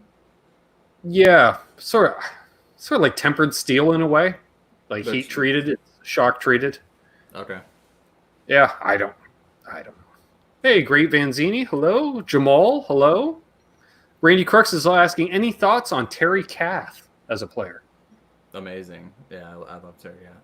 I really like Chicago. And he was obviously incredible. I think the lead on 25 or 64 is like one of the best. I think that's incredible. Oh, yeah. And I really like his sound too. But yeah, too young, man. Too many guys go too young, you know. Mm-hmm. But yeah, I really like Terry Kath. Kat says you should play or practice 6 to 8 hours a day. I agree. That's go for it. I couldn't do that anymore. Maybe if I got back into shape, that's my biggest problem is I'm not in playing shape. I can play for 45 minutes to an hour and my hands are done now. You feel like worn out or something? Is it Yeah. your left hand or your left hand or your right hand or both? I'm a lefty, but I play right-handed. But I think it's just because one, I'm not gigging, and two, you're not doing that 5-hour band practice once or twice a week too. Yeah. Where you're just forced to play. Yep.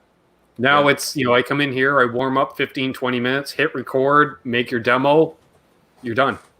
Yep. I don't know, man.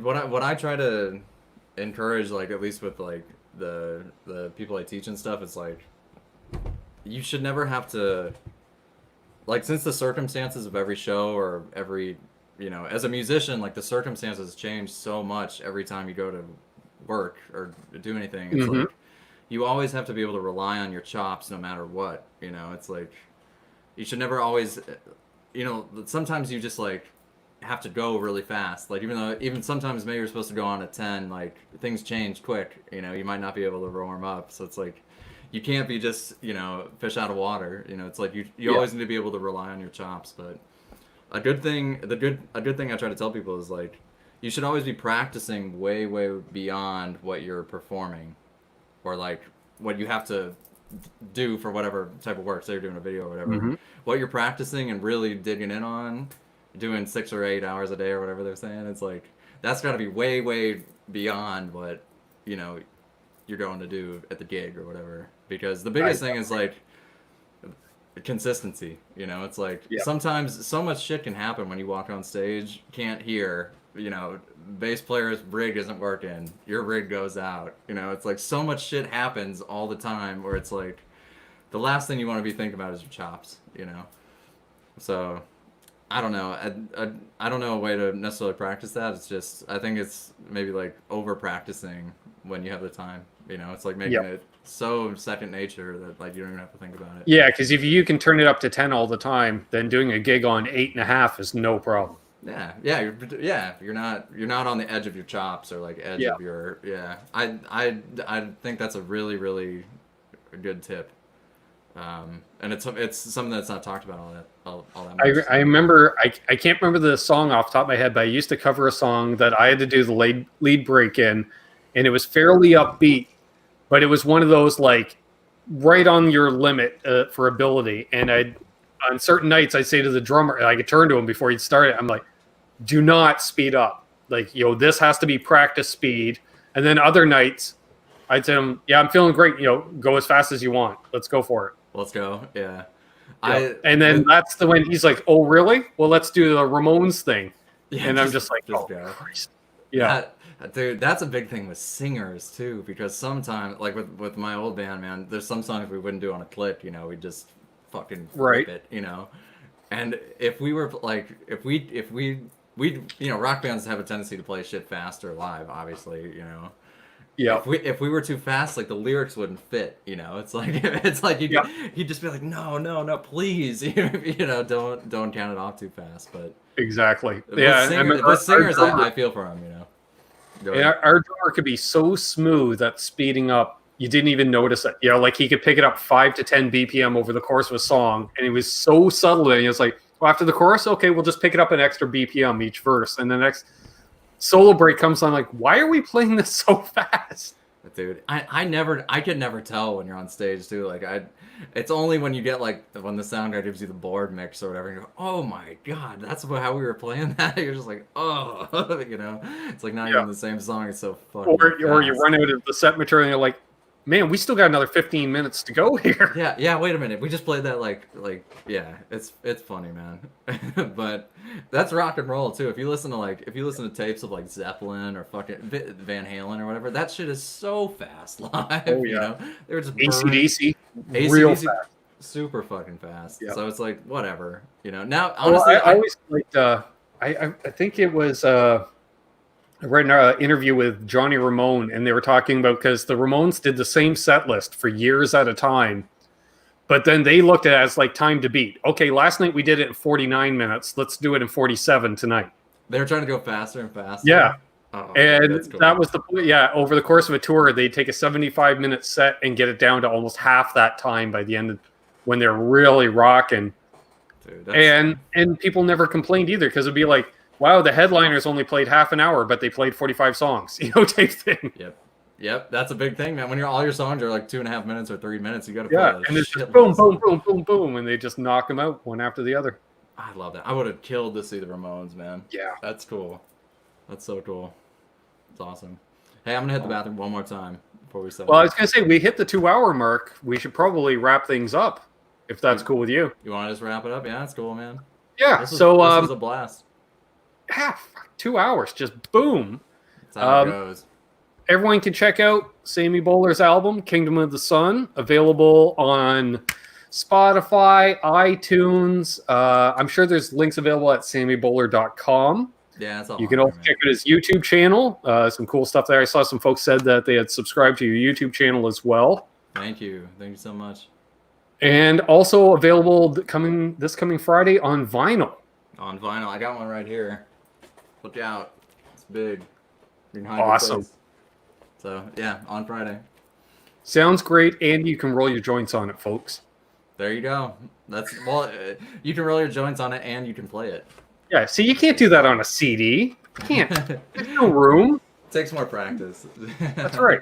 And plus, with an album, you can roll bigger ones, more room. Yeah, it's better. There we are. That's awesome.